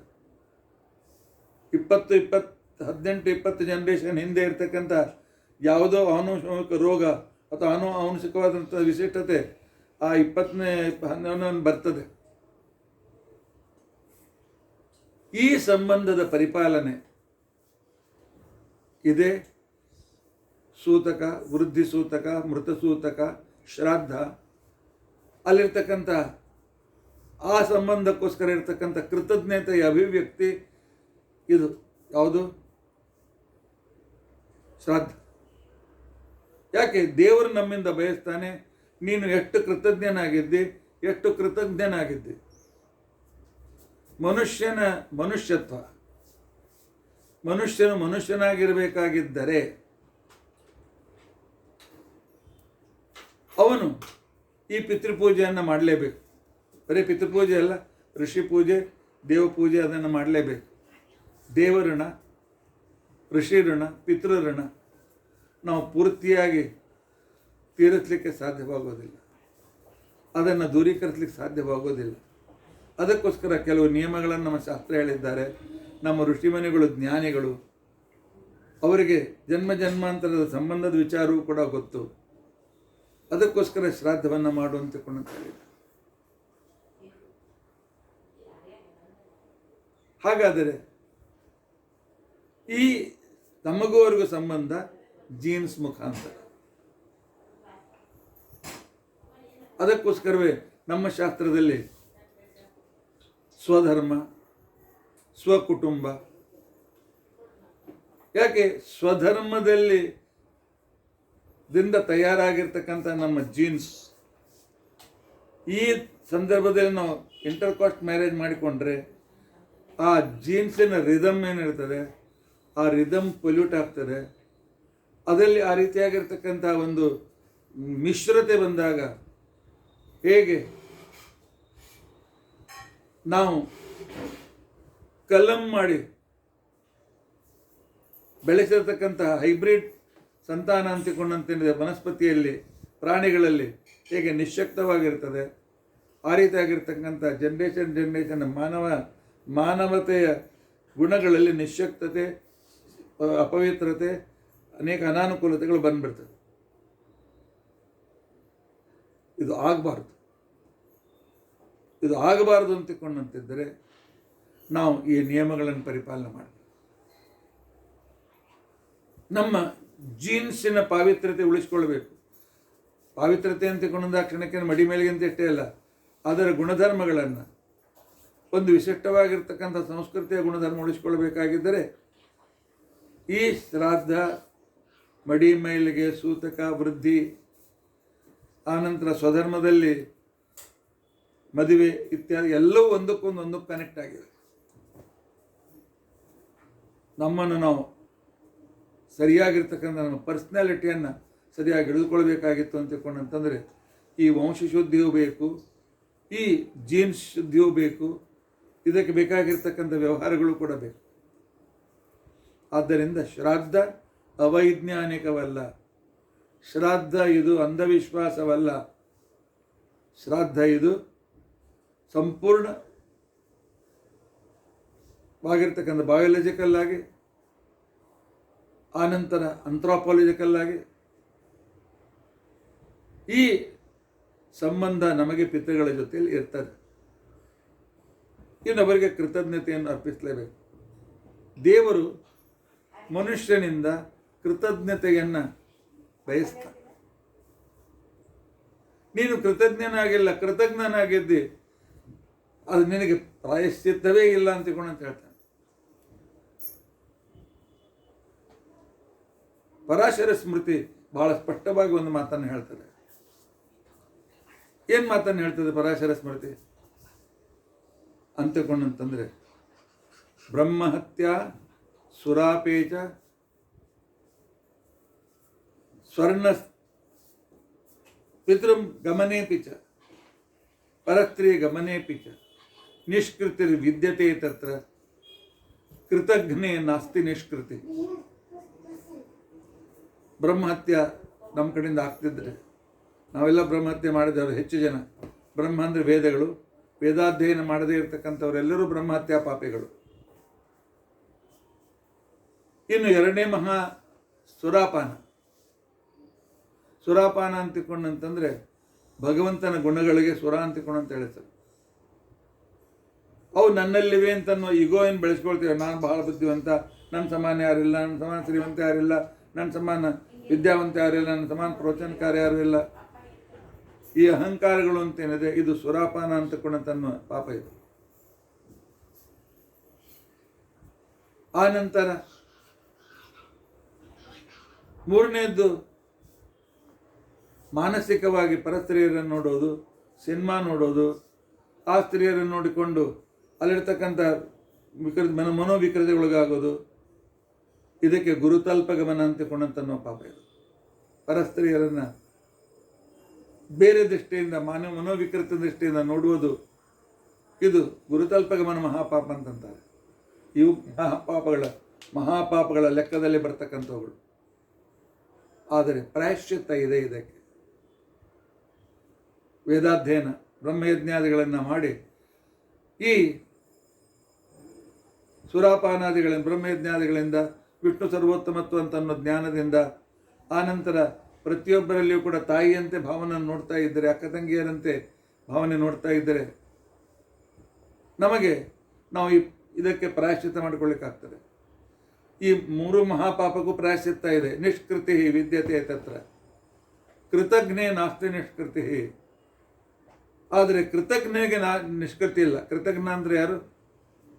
ಉಪಕಾರ ಪಡೆದು ಅವರನ್ನು ನೆನೆಸದೇ ಇದ್ದವನು, ಉಪಕಾರ ಪಡೆದು ಅವರಿಗೆ ಸಹಾಯ ಮಾಡದೇ ಇದ್ದವನು. ತಂದೆ ತಾಯಿಗಳ ಉಪಕಾರ ತೀರಿಸಲಿಕ್ಕಾಗ್ತದೆಯಾ? ಗುರುಗಳ ಜ್ಞಾನವನ್ನು ಕೊಟ್ಟ ಗುರುಗಳ ಸಾಲವನ್ನು ತೀರಿಸಲಿಕ್ಕಾಗ್ತದೆಯಾ? ಉಪಕಾರ ಮಾಡುವ ದೇವರ ಆ ಸಾಲವನ್ನು ತೀರಿಸಲಿಕ್ಕಾಗ್ತದೆಯಾ? ಆಗೋದಿಲ್ಲ. ಕೊನೆಗೆ ಹೇಳ್ತಾನೆ, ಅವರನ್ನು ಉಪಕಾರ ಸ್ಮರಿಸು, ನಿನಗೆ ಆದಷ್ಟು ಅವ್ರ ಸೇವೆ ಮಾಡು, ನಿನ್ನ ಅಭಿಪ್ರಾಯ ವ್ಯಕ್ತಪಡಿಸು. ನಿನ್ನ ಭಾವನೆಯನ್ನು ವ್ಯಕ್ತಪಡಿಸುವಂತ ಶಾಸ್ತ್ರ ಹೇಳ್ತಾರೆ. ಕೃತಜ್ಞನಿಗೆ ದುಃಖವೇ ದುಃಖ ಈ ಜಗತ್ತಿನಲ್ಲಿ.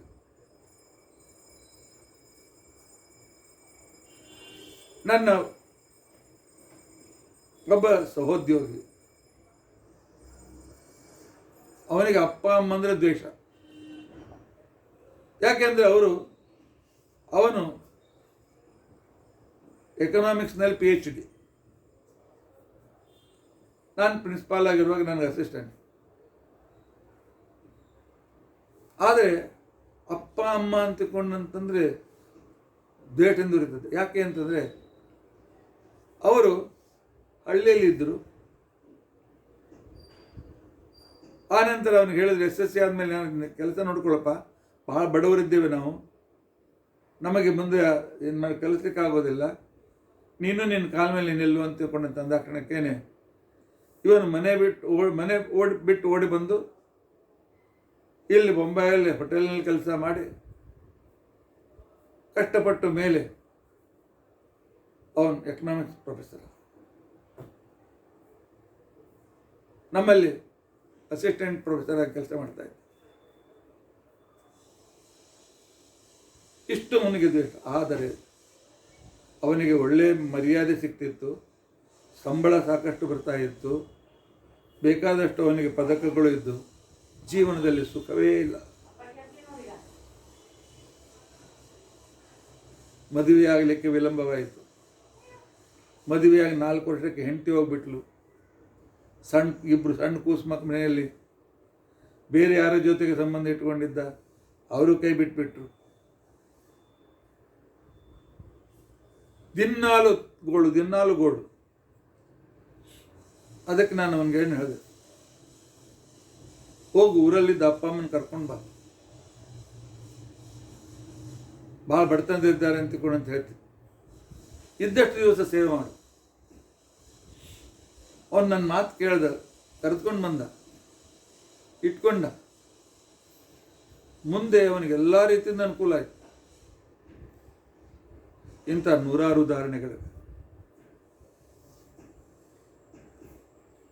ನಾನು ನೋಡಿದ್ದೇನೆ, ಅಪ್ಪ ಅಮ್ಮನನ್ನು ತಿರಸ್ಕಾರ ಮಾಡ್ತಕ್ಕಂಥವ್ರ ಜೀವನದಲ್ಲಿ ಎಷ್ಟು ಸಮಸ್ಯೆಗಳಿವೆ ಅಂತೇಳಿ ನಮ್ಮ ಕಣ್ಣೆದುರಿಗೆ ಕಾಣಿಸ್ತದೆ.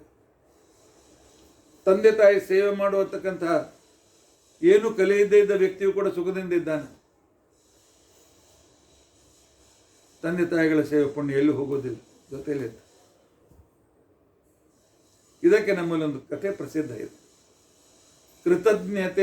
ಕೃತಜ್ಞತೆ. ಒಬ್ಬ ರಾಜಕುಮಾರ ಮನೆಯಲ್ಲಿ ಬೆಳೀತಾ ಇದ್ದ. ಅವನಿಗೆ 10-11 ವರ್ಷದಿಂದಲೇ ಹೇಗೆ ಖಡ್ಗದ ಯುದ್ಧವನ್ನು ಮಾಡಬೇಕು, ಯಾವ ರೀತಿ ಬಾಣ ಬಿಡಬೇಕು, ಯಾವ ರೀತಿ ಬೇರೆ ಆಯುಧಗಳನ್ನು ಉಪಯೋಗಿಸಬೇಕು, ಈ ಎಲ್ಲ ಶಿಕ್ಷಣವನ್ನು ಮನೆಯಲ್ಲಿ ಸಿಕ್ತು. ಆದರೆ ಎಲ್ಲ ಇನ್ನೂ ಏನು ಆಯುಧಾಗಾರ ಅಲ್ಲಿ ಕಲಿಸ್ತಾ ಇದ್ರು ಗುರುಗಳು.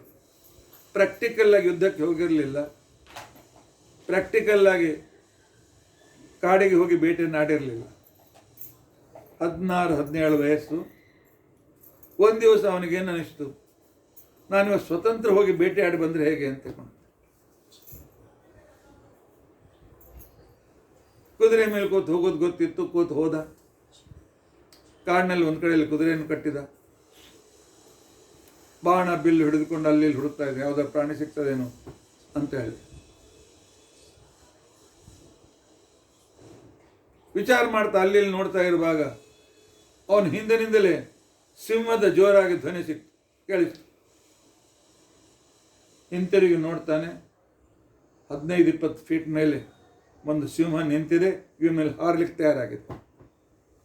ಇಷ್ಟು ಸಮೀಪದಲ್ಲಿ ಪಂಜರದಲ್ಲಿದ್ದ ಸಿಂಹ ನೋಡಿದ್ದ, ಇಲ್ಲಿ ಸ್ವತಂತ್ರವಾದ ಸಿಂಹ ಇವನು ಹಾಲಿಗೆ ತಯಾರಾಗಿದೆ. ಗಾಬರಿ ಆಯಿತು, ಮೈಕೈ ನೊಡಗಲಿಕ್ಕೆ ಪ್ರಾರಂಭವಾಯಿತು. ಆನಂತರ ಕೈಯಲ್ಲಿದ್ದ ಬಾಣ ಬಿದ್ದೋಗ್ಬಿಡ್ತು. ಆದರೆ ದೇವರು ಆತ್ಮರಕ್ಷಣೆಗೋಸ್ಕರ ಒಂದು 6th ಸೆನ್ಸ್ ನಮಗೆ ಕೊಟ್ಟಿರ್ತಾನೆ. ಹೇಗಾದರೂ ಮೃತ್ಯುವಿನ ತಪ್ಪಿಸ್ಕೊಳ್ಬೇಕು ಅಂತ ತಿಳ್ಕೊಂಡಂತೆ ನೋಡಿದ, ಬದಿಯಲ್ಲಿ ಒಂದು ಮರ ಇತ್ತು. ಓಡ್ತಾ ಹೋದ, ಸರಸರ ಮರದ ಮೇಲೆ ಏರ್ದ. ಯಾಕೆ ಅವ್ನು ಮಲ್ಕಾಮ್ ಕಲಿಸಿದ್ರು ಅವನಿಗೆ.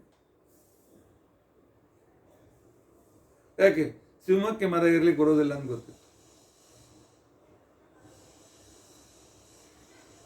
ಅರ್ಧ ಏರಿದ್ದ, ಮೇಲೆ ನೋಡ್ತಾನೆ, ಒಂದು ಕರಡಿ ಮೇಲೆ ಕೂತ್ಕೊಂಡಿತ್ತು ಮರದ ಮೇಲೆ.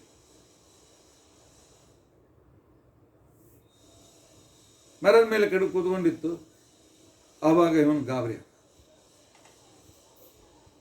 ಮೇಲೆ ಹೋದರೆ ಕರಡಿ ನನ್ನನ್ನು ಕೊಲ್ತದೆ, ಕೆಳಗೆ ಇಳಿದ್ರೆ ಸಿಂಹ ಕೊಲ್ತದೆ, ಏನು ಮಾಡಿ? ಹಾಗೆ ಗಟ್ಟಿಯಾಗಿ ಮರ ಹೀಗೆ ಹಿಡಿದುಕೊಂಡು ಒಂದು ಕೈಯಿಂದ ಇನ್ನೊಂದು ಟಂಗೆ ಹಿಡಿದುಕೊಂಡು 1 ತಾಸಾಯ್ತು, 2 ತಾಸಾಯ್ತು, 3 ತಾಸಾಯ್ತು. ಕೈ ನೋಯಿಸ್ಲಿಕ್ಕೆ ಪ್ರಾರಂಭವಾಯಿತು. ಕೈ ನೋವು ಹೆಚ್ಚಾಯಿತು. ಕೈಕಾಲು ನಡಗ್ಲಿಕ್ಕೆ ಚಾಲು ಅದು. ಆಗ ಕರಡಿ ಹೇಳಿತು, ನಾನು ನಿನ್ಗೇನು ಮಾಡೋದಿಲ್ಲ, ಮೇಲೆ ಬಂದು ಕೂತ್ಕೋ. ಮೇಲೆ ಬಂದು ಒಂದು ಟಂಗೆ ಮೇಲೆ ಕೂತ್ಕೊಂಡು ಗಟ್ಟಿ ಹಿಡ್ಕೊಂಡು ಕೂತ್ಕೋ ಅಂತ ಹೇಳಿತು. ಬೇರೆ ಪರ್ಯಾಯ ಇರಲಿಲ್ಲ. ಏರಿದ, ಒಂದು ಟೊಂಗೆ ಮೇಲೆ ಕೂತ್ಕೊಂಡ. ರಾತ್ರಿ ಆಯಿತು. 10-11 ಗಂಟೆ ಆಯಿತು. ತೂಕಡಿಕೆ ಬರಲಿಕ್ಕೆ ಚಾಲು ಆಯಿತು. ಆಗ ಕರಡಿ ಹೇಳಿತು, ಸಾವಕಾಶ ಆ ಟೊಂಗೆಯಿಂದ ಸಾವಕಾಶ ಬಂದು ನನ್ನ ಹತ್ರ ಬಾ, ನನ್ನ ತೊಡೆ ಮೇಲೆ ತಲೆ ಇಟ್ಟು ಮಲಕ್ಕೋ, ಸಿಂಹದ ಹಲಿಕೆ ನಿನ್ನೆ ಬಿಡೋದಿಲ್ಲ, ನಾನು ನಿನ್ನ ಸಂರಕ್ಷಣೆ ಮಾಡ್ತೇನೆ ಅಂತಿಕೊಂಡಂತ ಹೇಳ್ದೆ. ಬೇರೆ ದಾರಿ ಇರಲಿಲ್ಲ. ಇಲ್ಲ ತೂಕಡೆ ಕೆಳಗೆ ಬೀಳ್ತೇನೆ ಅಂತ ಅನ್ನೋದಿತ್ತು. ಅಂತಿಕೊಂಡಂತೇಳಿ ಹೋದ. ಕರಡಿ ತೊಡೆ ಮೇಲೆ ತಲೆ ಇಟ್ಟ. ತೊರೆ ಹೇಳ್ತು, 3 ತಾಸು ಮೇಲೆ ಮಲ್ಕೋ, ಆನಂತರ ನಿನ್ನೆ ಎಬ್ಬಿಸ್ತೇನೆ, ನನಗೂ ನಿದ್ದೆ ಬರ್ತಾ ಇದೆ, ನಾನು ಆನಂತರ ಮಲ್ಕೊಳ್ತೇನೆ, ನೀನು ನನ್ನ ಗಟ್ಟಿ ಹಿಡಿದುಕೊಂಡು ಕೂತ್ಕೋ. ಒಬ್ಬರಿಗೊಬ್ಬರು ನಾವು ಸಹಕಾರ ಮಾಡಿಕೊಂಡು ಆ ಸಿಂಹದಿಂದ ಆತ್ಮರಕ್ಷಣೆ ಮಾಡಿಕೊಳ್ಳೋಣ ಅಂತ. ಆಗ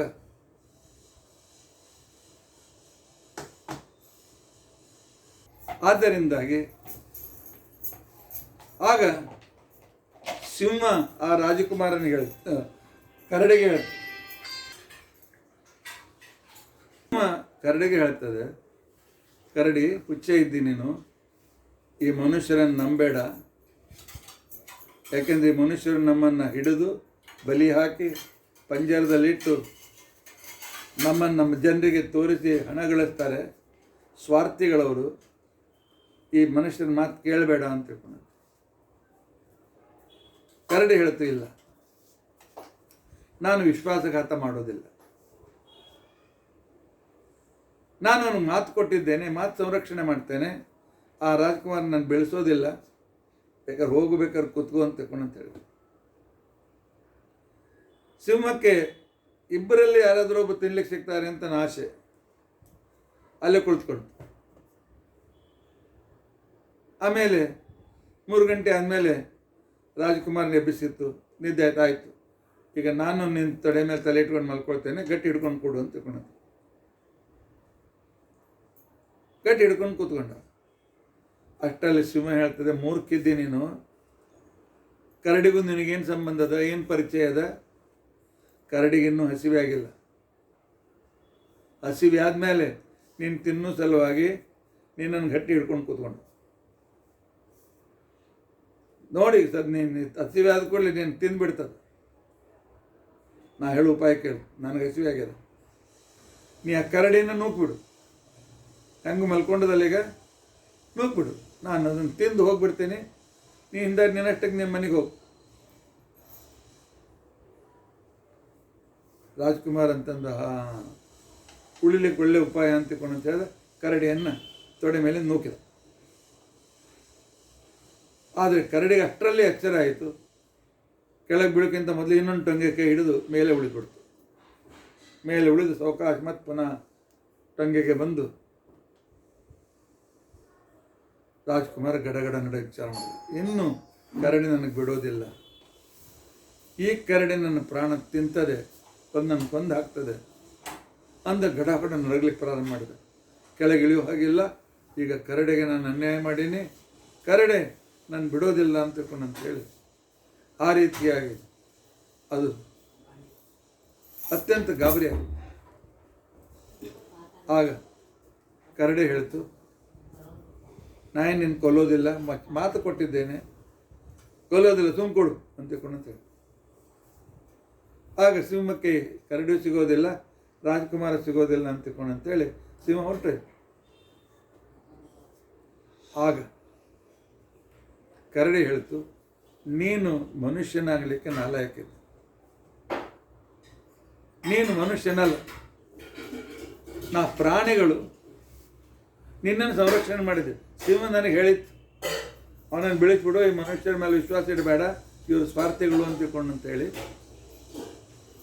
ಅದಕ್ಕೋಸ್ಕರ ನಾನು ಅದು ಹೇಳಿದ್ರು ನಿನ್ನ ಸಂರಕ್ಷಣೆ ಮಾಡಿದ್ದೆ, ನೀನು ನನ್ನ ನೂಕಿದೆ, ನೀನು ಮನುಷ್ಯನಾಗಲಿಕ್ಕೆ ನಾಲಾಯಕ.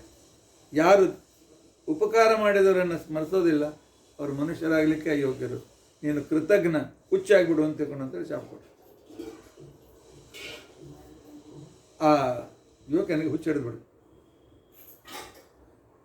ಕರಡಿ ಕಡೆ ಇಳಿದು ಹೋಗ್ಬಿಡ್ತು. ಇವನು ಸಸೆ ಮೀರ ಬಡಬಡಿಸ್ಕೊ ಎಲ್ಲ ಮರೆತು ಬಿಟ್ಟ.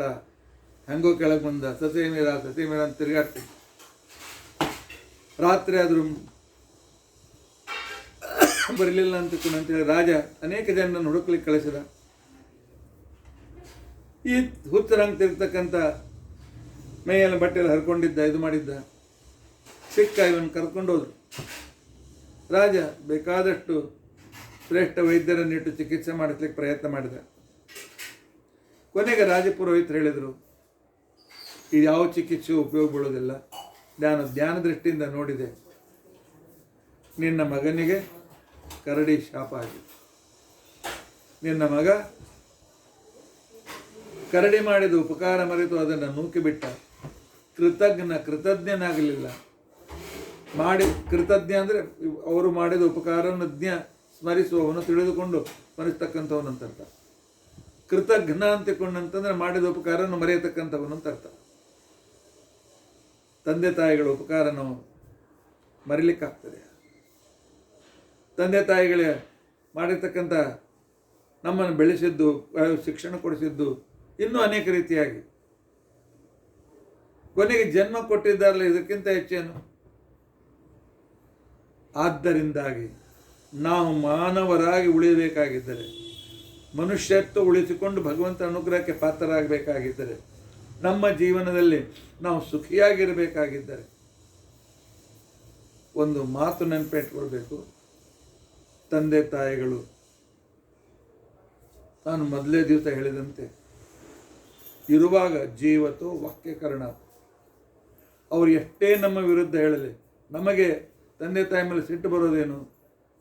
ನಮ್ಮ ಸ್ವಾತಂತ್ರ್ಯಕ್ಕೆ ಅವ್ರು ಕೆಲವು ಸಲ ಅಡ್ಡಿ ಮಾಡ್ತಾರೆ. ನಾನು ರಜೆ ಸ್ಕೂಲಿಗೆ ಬಂಕ್ ಮಾಡಿ ಸಿನಿಮಾ ನೋಡ್ಲಿಕ್ಕೆ ಹೋಗ್ತೀನಿ ಅಂತಂದರೆ ಬೈತಾರೆ. ಅಭ್ಯಾಸ ಮಾಡದೇ ಇದ್ದರೆ ಹೊಡಿತಾರೆ. ಹೋಮ್ವರ್ಕ್ ಮಾಡದೇ ಇದ್ದರೆ ಬೈತಾರೆ. ಆದರೆ ಅವ್ರು ನಮ್ಮ ಒಳ್ಳೆಯದಕ್ಕೋಸ್ಕರ ಮಾಡ್ತಾರಲ್ಲ. ಯಾವ ತಂದೆ ತಾಯಿ ನಮ್ಮ ಶತ್ರುಗಳಾಗಿರ್ತಾರೆ? ಆಗಿರೋದಿಲ್ಲ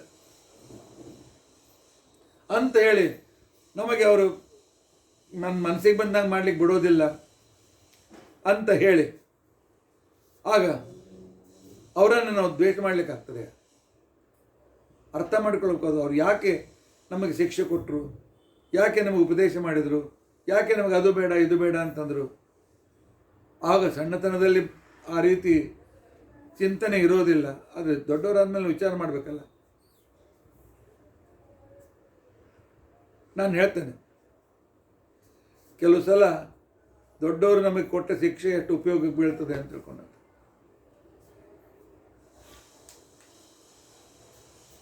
ನಾನೊಂದು ಸಲ ನಮ್ಮ ಕಾಲೇಜಿನಾಗ ಲೋಕಲ್ ಟ್ರೈನಲ್ಲಿ ಹೋಗಕ್ಕಾಗ್ತದೆ.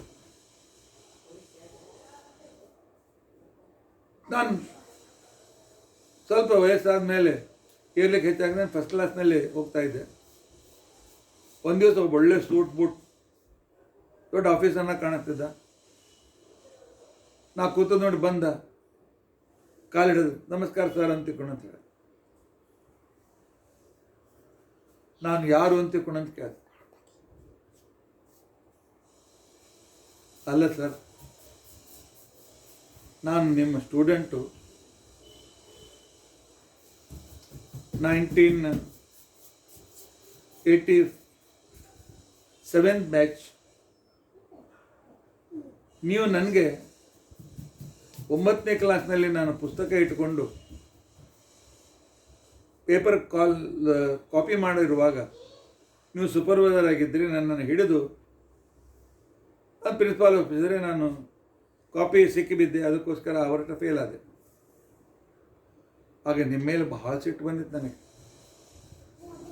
ಕೆಲವು ಸಲ ನೀವು ಹೋಗುವಾಗ ಬರುವಾಗ ನಿಮ್ಮ ಮೇಲೆ ಕಲ್ಲೆಸೆಯಬೇಕು, ಹೊಡಿಬೇಕು ಅಂತ ಸಿಟ್ಟು ಬಂದಿತ್ತು. 1 ವರ್ಷ ನಂದು ಹೋಯ್ತಲ್ಲ ಅಂತ ತಿಳ್ಕೊಂಡಂತೆ.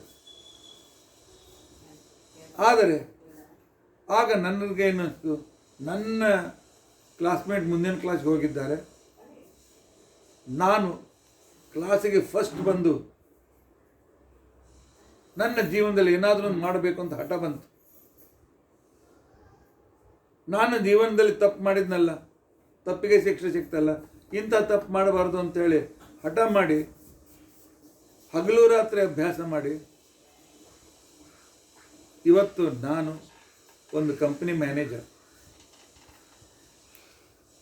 ಯಾಕೆಂದ್ರೆ ಪ್ರತಿ ಪರೀಕ್ಷೆ ಸಂದರ್ಭದಲ್ಲಿಯೂ ಅವತ್ತು ನಾನು ತಪ್ಪು ಮಾಡಿ ಜೀವನದಲ್ಲಿ ಜಾರಿ ಬಿದ್ದೆ, ನನ್ನ 1 ವರ್ಷ ಹೋಯಿತು, ಇನ್ಮೇಲೆ ಇಂಥ ತಪ್ಪು ಮಾಡಬಾರ್ದು ಅಂತ ಅನ್ನೋ ಜಿದ್ದು ನನ್ನಲ್ಲಿ ಬಂತು. ಅವತ್ತು ನೀವು ನನ್ನನ್ನು ಫೇಲ್ ಮಾಡಿದ್ದು, ಇವತ್ತು ನನ್ನ ಜೀವನದಲ್ಲಿ ನಾನು ಜನರಲ್ ಮ್ಯಾನೇಜರ್ ಆಗ್ತಕ್ಕಂಥ ಒಂದು ಅವಕಾಶ ಆಯಿತು. ನಿಮ್ಮನ್ನು ನೋಡಿ ಭಾಳ ಸಂತೋಷ ಆಯಿತು ಅಂಥೇಳಿ ಹೇಳ್ದ. ಇನ್ನೊಂದು ಸಂದರ್ಭದಲ್ಲಿ ಕಾಲೇಜವ್ರಿಗೆ ಬಂದು ಮನೆ ಕರ್ಕೊಂಡೋಗಿ ತನ್ನ ಹೆಂಡತಿ ಮಕ್ಕಳನ್ನು ಕೂಡ ಭೇಟಿ ಮಾಡಿಸಿದ. ಜೀವನದಲ್ಲಿ ದೊಡ್ಡವರು ಕೊಟ್ಟ ಶಿಕ್ಷೆಯನ್ನು ನಾವು ಪಾಸಿಟಿವ್ ಆಗಿ ತೆಗೆದುಕೊಂಡ್ರೆ ನಮ್ಮ ಜೀವನದಲ್ಲಿ ನಾವು ಮುಂದೆ ಬರಲಿಕ್ಕಾಗ್ತದೆ. ತಂದೆ ತಾಯಿ ಗುರುಗಳನ್ನು ದ್ವೇಷ ಮಾಡಬೇಕು. ಅವರ ಮಾಡಿದ ಉಪಕಾರ ನಾವು ಮರಿಬಾರದು. ಆ ಉಪಕಾರದ ಸ್ಮರಣೆಯ ಒಂದು ಕೃತಿಯೇ ಶ್ರಾದ್ದ. ಆದ್ದರಿಂದಾಗಿ ಈ ಶಿಕ್ಷಣ ನಾವು ಮಕ್ಕಳಿಗೆ ಕೊಡಬೇಕು, ಇಂಥ ಕಥೆಗಳನ್ನು ಮಕ್ಕಳಿಗೆ ಹೇಳಬೇಕು. ಆದ್ದರಿಂದ ತಾಯಂದಿರಿಗೂ ಆದ್ದರಿಂದ ಈ ಪ್ರವಚನ 15 ದಿವಸ ಏನು ನಡೀತದೆ ತಪ್ಪದೇ ಕೇಳಿ. ಇದರ ಹಿಂದೆ ಇರತಕ್ಕಂತಹ ಆ ಒಂದು ವಿಸ್ತಾರವಾದ ಇತಿಹಾಸ, ಇದರ ಹಿಂದೆ ಇರತಕ್ಕಂಥ ನಮ್ಮ ಜೀವನದಲ್ಲಿ ಅತ್ಯಂತ ಉನ್ನತಿಯನ್ನು ಪಡೆಯತಕ್ಕಂಥ ಸದವಕಾಶಗಳ ಚಿಂತನೆ, ಅದರ ಕಡೆಗೆ ನಾವು ಸ್ವಲ್ಪ ಲಕ್ಷ್ಯ ಕೊಡೋಣ. ಇನ್ನು ನಿಮ್ಮ ಪ್ರಶ್ನೆ,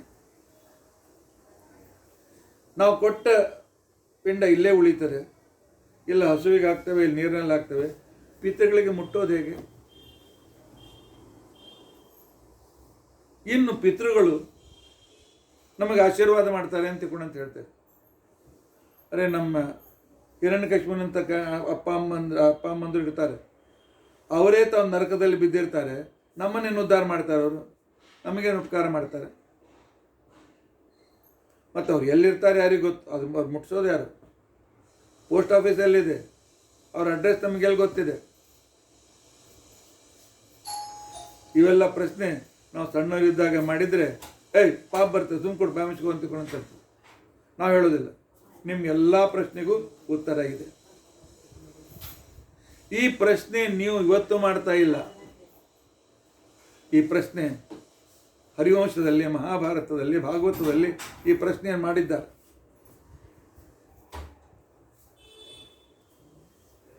ಸನತ್ ಕುಮಾರ ಮತ್ತು ಮಾರ್ಕಂಡೇಯರ ಸಂವಾದ ದಲ್ಲಿ ಮಾರ್ಕಂಡೇಯರು ಸನತ್ ಕುಮಾರ್ ಕೇಳ್ತಾರೆ, ಪಿತೃಗಳಿಗೆ ನಾವು ಶ್ರಾದ್ದ ರೂಪದಿಂದ ಕೊಟ್ಟ ಅನ್ನ ಅದು ಇಲ್ಲೇ ಉಳಿತದೆ, ನೀರಿನಲ್ಲಿ ಹಾಕ್ತೇವೆ, ಅವರಿಗೆ ಮುಟ್ಟೋದು ಹೇಗೆ? ಅವ್ರಿಗೆ ಯಾರು ಮುಟ್ಟಿಸ್ತಾರೆ? ಅವರದನ್ನು ಸ್ವೀಕಾರ ಮಾಡೋದು ಹೇಗೆ? ಈ ದರ್ಭದ ಮೇಲೆ ಕೊಟ್ಟದ್ದು ಅವರಿಗೆ ಮುಟ್ಟುತ್ತದೆ ಅಂತ ತಿಳ್ಕೊಂಡಂತ ಅನ್ನತಕ್ಕಂತಹ ನಾವು ಹೇಗೆ ವಿಶ್ವಾಸ ಇಡಬೇಕು ಅಂತ ಕೇಳಿದಾಗ ಆ ಕಾಲಕ್ಕೆ ಸನತ್ ಕುಮಾರ್ ಹೇಳ್ತಾರೆ ಮಾರ್ಕಂಡೇಯರಿಗೆ, ನೋಡಿ ಇದೇ ರೀತಿ ಪ್ರಶ್ನೆ ಯುಧಿಷ್ಠಿರ ಭೀಷ್ಮಾಚಾರ್ಯರಿಗೆ ಮಾಡಿದ್ದ. ಹರಿವಂಶದಲ್ಲಿ ಕಥೆ ವಿಸ್ತಾರವಾಗಿ ಬರ್ತಾರೆ. ಭೀಷ್ಮಾಚಾರ್ಯರು ಶರಪಂಜರದ ಮೇಲೆ ಕುಳಿತುಕೊಂಡು ಅನೇಕ ರೀತಿಯಾಗಿರ್ತಕ್ಕಂಥ ಉಪದೇಶವನ್ನು ಮಾಡುವಾಗ ಧರ್ಮಶಾಸ್ತ್ರ ಧರ್ಮರಾಜ ಯುಧಿಷ್ಠಿರ, ಅವನೇ ಯಮಧರ್ಮರಾಜ, ಅವನೇ ಎಲ್ಲ ಪಿತೃಗಳಿಗೆ ಹೊಟ್ಟೆ ತುಂಬಿಸ್ತಕ್ಕಂಥ ದೇವತೆ, ಅವನೇ ನಮಗೋಸ್ಕರ ಪ್ರಶ್ನೆ ಮಾಡ್ತಾನೆ. ಇಲ್ಲಿ ನಾವು ಕೊಟ್ಟದ್ದು ನಮ್ಮ ಪಿತೃಗಳು ಪಶುಗಳಾಗಿ ಹುಟ್ಟಿರ್ತಾರೆ, ಪಕ್ಷಿಗಳಾಗಿ ಹುಟ್ಟಿರ್ತಾರೆ, ದೇವಲೋಕದಲ್ಲಿರ್ಬೋದು, ಮನುಷ್ಯ ಲೋಕದಲ್ಲಿರ್ಬೋದು, ಯಮಲೋಕದಲ್ಲಿರ್ಬೋದು, ಎಲ್ಲಿದ್ದಾರೆ ಯಾರಿಗೆ ಗೊತ್ತು. ಅವರಿಗೆ ಅದನ್ನು ಮುಟ್ಟೋದು ಹೇಗೆ ಆ ರೀತಿಯಾಗಿ ಹೇಗೆ ಅದನ್ನು ಮುಟ್ಟಿದೆ ಅಂತ ತಿಳ್ಕೊಳ್ಬೇಕು ಅಂತಕ್ಕಂಥ ಪ್ರಶ್ನೆ. ಈ ಅನ್ನ ಅವ್ರ ಪಶುಗಳಾಗಿ ಹುಟ್ಟಿದ್ರೆ ಏನು ಉಪಯೋಗ? ಅವರ ಆಹಾರ ಬೇರೆ ಇರ್ತದೆ. ದೇವತೆಗಳಾಗಿದ್ದರೆ ಅಲ್ಲಿ ಈ ಅನ್ನ ಇರೋದಿಲ್ಲ, ಅಮೃತ ಇರ್ತದೆ. ಆ ನಂತರ ಅಸುರರು ಪಿಶಾಚಿಗಳಾಗಿದ್ದರೆ ರಕ್ತ ಅವ್ರು ಕುಡಿತಿರ್ತಾರೆ. ಈ ಅನ್ನ ಉಪಯೋಗ ಏನು ಬೀಳ್ತದೆ ಅವರಿಗೆ ಅಂತನ್ನೋ ಪ್ರಶ್ನೆಯನ್ನು ಕೇಳಿದಾಗ ಅದಕ್ಕೆ ಭೀಷ್ಮಾಚಾರ್ಯರು ಹೇಳ್ತಾರೆ, ನೋಡಪ್ಪ, ಇದು ನನ್ನ ಸ್ವಂತ ಕಥೆ ನನಗೆ ಹೇಳ್ತೇನೆ ಕೇಳ. ನಾನು ಎಲ್ಲ ಶಾಸ್ತ್ರ ಓದಿದವನು, 525 ವರ್ಷ ಕೋರ್ಸ್ ಮಾಡಿದ ವ್ಯಕ್ತಿ. ನಾವು 5 ವರ್ಷ, 10 ವರ್ಷ, 20 ವರ್ಷ, PhD ಆಗಬೇಕಾದ್ರೆ ಮ್ಯಾಕ್ಸಿಮಮ್ 20 ವರ್ಷ ಕೋರ್ಸ್ ಮಾಡ್ತೇವೆ. ಗ್ರಾಜುಯೇಷನ್, ಪೋಸ್ಟ್ ಗ್ರಾಜುಯೇಷನ್, ರಿಸರ್ಚ್ ಇತ್ಯಾದಿ. ಆದರೆ ಭೀಷ್ಮಾಚಾರ್ಯರು ಏನು ಜ್ಞಾನ ಪಡೆದರು, ತತ್ವಜ್ಞಾನ ಪಡೆದಿದ್ದಾರೆ. ಅವರು ಪಡೆದ ತತ್ವಜ್ಞಾನದ ಅವರು ಮಾಡಿದ ಕೋರ್ಸು 525 ವರ್ಷ. ಯಾಕಂದರೆ ಅವರು 800 ವರ್ಷ ಜೀವಿತ ಇದ್ದರು. 800 ವರ್ಷ ಜೀವಿತ ಇರೋದರಿಂದಾಗಿ 300 ವರ್ಷಗಳವರೆಗೆ ಅವರು ವೇದವ್ಯಾಸರು, ಪರಶುರಾಮರು, ಬೃಹಸ್ಪತ್ಯಾಚಾರ್ಯರು 3 ಜನ ಗುರುಗಳ ಹತ್ತಿರ, ಕೆಲವ್ರ ಹತ್ರ ಒಮ್ಮೆ 50 ವರ್ಷ, ಒಮ್ಮೆ 75 ವರ್ಷ, ಒಮ್ಮೆ 300 ವರ್ಷ, ಮತ್ತೆ 200 ವರ್ಷ, ಈ ರೀತಿಯಾಗಿ 525 ವರ್ಷಗಳವರೆಗೆ ಕಲಿತವನು ನಾನು ಧರ್ಮರಾಜ. ಶಾಸ್ತ್ರದಲ್ಲಿ ಹೇಳಿದ್ದಾರೆ ಏನು ಅಂತಂದರೆ, ಪಿತೃಗಳು ಮೃತತಿಥಿಯ ದಿನ ಮತ್ತು ಮಹಾಲಯದ ಸಂದರ್ಭದಲ್ಲಿ ಬ್ರಾಹ್ಮಣರಲ್ಲಿ ಬ್ರಾಹ್ಮಣರಲ್ಲಿ ಕೂಡಿಸಿ ಆ ಪಿತೃಗಳನ್ನು ಆವಾಹನ ಮಾಡಿ ಅವರ ಎದುರಿನಲ್ಲಿ ದರ್ಭೆಯನ್ನು ಹಾಸಿ ಅದಕ್ಕೆ ಬರ್ಹಿ ಅಂತ ತಿಳ್ಕೊಂಡಂತೇಳಿ ಕರೀತಾರೆ. ಅದನ್ನು ಹಾಸಿ ಅದರ ಮೇಲೆ ಪಿಂಡ ಪ್ರದಾನ ಮಾಡಬೇಕು ಅಂತ ತಿಳ್ಕೊಂಡಂಥ ನಿಯಮ ಇದೆ. ಯಾಕೆ? ಅದು ದೇವರ ಕೈಯಲ್ಲಿ ಕೊಟ್ಟಂತೆ. ದರ್ಭೆಯಲ್ಲಿ ಅಗ್ರದಲ್ಲಿ ವಿಷ್ಣು, ಮಧ್ಯದಲ್ಲಿ ರುದ್ರದೇವರು, ಮೂಲದಲ್ಲಿ ಬ್ರಹ್ಮದೇವರು ಇರ್ತಾರೆ. ಅದು ಸುಮ್ಮನೆ ಯಾವುದು ಕಣ್ಣಿ ಕಾಣು ಹುಲ್ಲಲ್ಲ. ಅವರ ಕೈಯಲ್ಲಿ ಕೊಟ್ಟಂತೆ, ಬ್ರಹ್ಮ ವಿಷ್ಣು ಮಹೇಶ್ವರ ಕೈಯಲ್ಲಿ ಕೊಟ್ಟಂತೆ, ಅಲ್ಲಿ ಸನ್ನಿಹಿತರಾಗಿರ್ತಕ್ಕಂಥ ಪ್ರದ್ಯುಮ್ನ ಸಂಕರ್ಷಣ ವಾಸುದೇವರ ಕೈಯಲ್ಲಿ ಕೊಟ್ಟಂತೆ, ಅವರಿಗೆ ಮುಟ್ಟಿಸುವ 3 ದೇವತೆಗಳು ವಸುರುದ್ರ ಆದಿತ್ಯರಿಗೆ ಕೊಟ್ಟಂತೆ ಅನುಸಂಧಾನ ಮಾಡಿ ಪಿಂಡಗಳನ್ನು ಕೊಟ್ಟರೆ ನಮ್ಮ ಪಿತೃಗಳಿಗೆ ಮುಟ್ತದೆ ಅಂತ ತಿಳ್ಕೊಂಡಂತ ಹೇಳಿ ಶಾಸ್ತ್ರದಲ್ಲಿದ್ದ ಇದೆ. ಆ ಶಾಸ್ತ್ರ ಪ್ರಕಾರ ಪಿಂಡ ಮಾಡಿ ದರ್ಭದ ಮೇಲೆ ಪಿಂಡ ಹಾಕಬೇಕು ಅಂತ ಅನ್ನೋಷ್ಟರಲ್ಲಿ ಭೂಮಿಯಿಂದ ಒಂದು ಕೈ ಮೇಲೆ ಬಂತು. ಕೈ ನೋಡಿದ ಕ್ಷಣಕ್ಕೆ ಗುರುತಿಸಿದೆ. ನಾನು ಸಣ್ಣವನಿರುವಾಗ ನನ್ನನ್ನು ಕರೆದುಕೊಂಡು ಎತ್ತಿಕೊಂಡು ತಲೆ ಮೇಲೆ ಕೈ ಇಟ್ಟು ನನ್ನನ್ನು ಅನೇಕ ರೀತಿಯಿಂದ ಮಾಡಿ ನನ್ನನ್ನು ಸಲಹೆಯಿದ ನನ್ನ ಅಪ್ಪನ ಕೈ. ಅದು ಶಂತನುವಿನ ಕೈ. ಶಂತನು ದೇವತಾಂಶ ಅಂತ ಅನ್ನೋದು ಗೊತ್ತಿತ್ತು. ಅಷ್ಟಲ್ಲಿ ಅವನ ಕೈ ಇದ್ದರೆ ನನ್ನ ಧ್ವನಿಯು ಕೂಡ ಬಂತು. ನೋಡಿ, ನನ್ನ ಕೈ ಮೇಲೆ ಭೂಮಿಯ ಮೇಲೆ ಇಟ್ಟಿದ್ದೇನೆ, ನನ್ನ ಕೈಯಲ್ಲಿ ನನ್ನ ಪಿಂಡವನ್ನು ಕೊಡು, ನನ್ನ ಆಹಾರವನ್ನು ಕೊಡು ಅಂತ ಹೇಳ್ತು. ಆದರೆ ನಾನು ವಿಚಾರ ಮಾಡಿದೆ, ಭಗವಂತನ ಆಜ್ಞೆ ಇದೆ ಅಲ್ಲ, ತಸ್ಮಾತ್ ಶಾಸ್ತ್ರಂ ಪ್ರಮಾಣಂತೆ ಕಾರ್ಯಕಾರ್ಯ ವಿವಕ್ಷಿತವು. ಪ್ರತ್ಯಕ್ಷ ಇದ್ದರೂ ಕೂಡ ಶಾಸ್ತ್ರದ ಆಜ್ಞೆ ಇದೆ. ಶಾಸ್ತ್ರದಲ್ಲಿ ಹೇಳಿದಂತೆ ಆಚರಣೆ ಮಾಡಿ, ಮನಸ್ಸಿಗೆ ಬಂದಂತೆ ಆಚರಣೆ ಮಾಡಬೇಡಿ. ಅದರಿಂದ ನಿಮ್ಮ ಕಾರ್ಯ ಪೂರ್ತಿ ಆಗೋದಿಲ್ಲ ಅಂತ ಹೇಳ್ತಕ್ಕಂಥ ಸಂದರ್ಭ ನೋಡಿ ನಾನು ನಮ್ಮ ಅಪ್ಪನ ಕೈಯಲ್ಲಿ ಪಿಂಡ ಕೊಡಲಿಲ್ಲ. ನಾನು ದರ್ಭೆಯ ಮೇಲೆ ವಸುರುದ್ರಾದಿತ್ಯ ಅಂತರ್ಗತ ಭಾರತೀಯ ನಮ್ಮ ಮುಖ್ಯ ಪ್ರಾಣ ಅಂತರ್ಗತ ಪ್ರದ್ಯುಮ್ನ ಸಂಕರ್ಷಣ ವಾಸುದೇವ ಅಂತ ಹೆಸರಿನಲ್ಲಿ ಪಿಂಡ ಇಟ್ಟೆ. ಆಗ ನಮ್ಮಪ್ಪ ಪ್ರತ್ಯಕ್ಷನಾದ. ಶಾಬಾಷ್ ಭೀಷ್ಮ, ಶಾಬಾಷ್ ಅಂತಕೊಂಡಂಥದ್ದು. ಏಕಪ್ಪ, ನಾನು ನಿನ್ನನ್ನು ಪರೀಕ್ಷೆ ಮಾಡೋದಕ್ಕೋಸ್ಕರವೇ ನನ್ನ ಕೈಯನ್ನು ತಂದಿದ್ದೆ. ಯಾಕೆ? ನಮಗೆ ಡೈರೆಕ್ಟ್ ನಾನು ದೇವತೆ ಬಂದೇ ಕೈ ಹುಟ್ಟಿದ್ದೆ, ಉಳಿದ ಪಿತೃಗಳೆಲ್ಲಿ ಬರ್ತಾರೆ? ಆ ಪಿತೃಗಳಿಗೆ ಮುಟ್ಟಿಸ್ತಕ್ಕಂಥವರು ಈ ದೇವತೆಗಳು. ಯಾರ ದೇವತೆಯನ್ನು ಆವಾಹನ ಮಾಡಿದ್ದೆ, ದೇವತೆಗಳೇನು ಮಾಡ್ತಾರೆ? ನೀವು ಕೊಟ್ಟ ಆಹಾರವನ್ನು ಅವರಿಗೆ ಮುಟ್ಟಿಸುವಂತೆ ವ್ಯವಹಾರ ಮಾಡ್ತಾರೆ. ಒಂದು ವೇಳೆ ದೇವಲೋಕಕ್ಕೆ ಪಿತೃಗಳು ಹೋಗಿದ್ದರೆ ಅದನ್ನು ಈ ವಸುರುದ್ರಾದಿತ್ಯರು, ಆನಂತರ ವಸುರುದ್ರಾದಿತ್ಯರು ಯಾರಲ್ಲಿ ಸನ್ನಿಹಿತರಾಗಿದ್ದಾರೆ ಅವರು ಪಿತೃದೇವತೆಗಳು ಅಂತ ಅವ್ರ ಹೆಸರು. ವೈರಾಜ, ಅಗ್ನಿಷ್ಟ್ವಾತ್ತ, ಬರೀಷತ, ಸುಕಾಲ, ಆಂಗಿರಸ, ಸುಸ್ವಧ, ಸೋಮಪ ಅಂತಕ್ಕಂಥ ಪಿತೃದೇವತೆಗಳು. ಅವರು ಈ ಆಹಾರವನ್ನು ತೆಗೆದುಕೊಂಡು ಅವರಲ್ಲಿದ್ದ ನಮ್ಮ ಸನ್ನಿಧಾನದ ಶಕ್ತಿಯಿಂದ ಆ ಪಿತೃಗಳು ದೇವಲೋಕದಲ್ಲಿದ್ದ ಅನ್ನವನ್ನು, ಪಿಂಡವನ್ನು ಅಮೃತ ರೂಪದಿಂದ ಮಾಡಿ ಅದು ದೇವತೆಗಳಿಗೆ ಮುಟ್ಟಿಸ್ತಾರೆ. ಮನುಷ್ಯ ಲೋಕದಲ್ಲಿದ್ದರೆ ಒಳ್ಳೆ ಸುಗ್ರಾಸ ಭೋಜನ ಸಿಗ್ತದೆ. ಇವತ್ತು ಮನೆಯಲ್ಲಿ ರಜೆ ಆಯ್ತಪ್ಪ, ಆರಾಮ್ ತೆಗೆದುಕೊಂಡ್ರಾಯ್ತು ಅಂತಕೊಂಡೊಂದು ಕಾರಣಕ್ಕೇನೆ ನನ್ನ ಫ್ರೆಂಡ್ಸ್ ಫೋನ್ ಬರ್ತದೆ, ಇಲ್ಲ ನಮ್ಮ ಮನೇಲಿ ಸತ್ಯನಾರಾಯಣ ಪೂಜೆ ಇದೆ, ಬರಬೇಕಪ್ಪ, ತಪ್ಪದೇ ಬಾ ಅಂತಕೊಂಡಂತೇಳಿ. ಮನೆಯಲ್ಲಿ ಹೆಂಡತಿ ಊರಲ್ಲಿಲ್ಲ, ಬರೀ ಒಂದು ಅನ್ನ ತವಿ ಮಾಡಿಕೊಳ್ಬೇಕು, ಇಲ್ಲ ಅವಲಕ್ಕಿ ತಿಂದಿರಬೇಕು ಅಂತಕೊಂಡಂತೇಳಿ ಮಾಡಿದ ನನಗೆ ಗೆಳೆಯನ ಮನೆಗೆ ಹೋದರೆ ಒಳ್ಳೆ ಪಕ್ವಾನ ಊಟ ಸಿಕ್ತು. ಅವತ್ತಿನ ದಿವಸ ತಿಳಿದುಕೊಳ್ಳಿ, ಹಿಂದಿನ ಜನ್ಮದಲ್ಲಿ ನಿಮ್ಮ ಮಕ್ಕಳು ಮೊಮ್ಮಕ್ಕಳು ನಿಮ್ಮನ್ನು ಕುರಿತು ಶ್ರಾದ್ದ ಮಾಡಿದ್ದಾರೆ. ದೇವತೆಗಳು ನಿಮಗೆ ಪಂಚಪಕ್ವಾನ ರೂಪದಿಂದ, ಒಂದು ಒಳ್ಳೆಯ ಊಟದ ರೂಪದಿಂದ ನಿಮಗೆ ಅದನ್ನು ತಂದು ಸಿಗುವಂತೆ ಮಾಡಿದ್ದಾರೆ. ಹೇಗೆ ಫಾರಿನ್ ಎಕ್ಸ್ಚೇಂಜ್, ನಾವು ಇಲ್ಲಿ ನಮ್ಮ ಮಕ್ಕಳಿಗೆ ರೂಪಾಯಿ ರೂಪದಿಂದ ಕಳಿಸಿದರೆ ಅದು ಡಾಲರ್ ಆಗಿ ಅಮೇರಿಕಾದಲ್ಲಿರ್ತಕ್ಕಂಥ ಮಕ್ಕಳಿಗೆ ಮುಡ್ತದೆ. ಇಲ್ಲ ಅವರು ಕಳಿಸಿದ ಡಾಲರ್ ನಮಗೆ ಇಲ್ಲಿಯ ಕರೆನ್ಸಿ ರೂಪದಿಂದ ಸಿಗ್ತದೆ. ಹಾಗೆ ನಾವು ಕೊಟ್ಟ ಅನ್ನ ಇಲ್ಲೇ ಉಳಿದರೂ ಕೂಡ ಹಸುವಿಗೆ ಅಥವಾ ನೀರಿನಲ್ಲಿ ಅದು ಹಾಕಿದ್ರು, ಅಲ್ಲಿರ್ತಕ್ಕಂಥ ನೀರಿನಲ್ಲಿ ಅಂದರೆ ವರುಣನ ಕೈ ಹಸುವಿನ 33 ಕೋಟಿ ದೇವತೆಗಳು ಅವರಲ್ಲಿ ಕೊಟ್ಟರೆ ಆ ಪಿತೃಗಳನ್ನು ಬಂದಿರ್ತಾರೆ ಶ್ರಾದ್ದದ ಕಾಲದಲ್ಲಿ, ಅದರ ಅಬ್ಸ್ಟ್ರಾಕ್ಟ್ ತೆಗೆದುಕೊಂಡು ಅದನ್ನು ಆ ರೂಪದಲ್ಲಿ ಮಾಡಿ, ನಮ್ಮಪ್ಪ ಅಮ್ಮ ಪಿಶಾಚಿಗಳಾಗಿದ್ದರೆ ರಕ್ತದ ರೂಪದಿಂದ ಅವ್ರಿಗೆ ಕೊಡ್ತಾರೆ, ಪಶುಗಳಾಗಿದ್ದರೆ ಹುಲ್ಲಿನ ರೂಪದಿಂದ ಕೊಡ್ತಾರೆ, ಹುಲಿ ಕೆರಡೆ ಹುಲಿ ಸಿಂಹ ಆಗಿದ್ದರೆ ಮಾಂಸ ರೂಪದಿಂದ ಅವ್ರಿಗೆ ಮುಟ್ಟಿಸ್ತಾರೆ. ಆದರೆ ಆ ಪಿತೃಗಳಿಗೆ ಮುಟ್ತದೆ.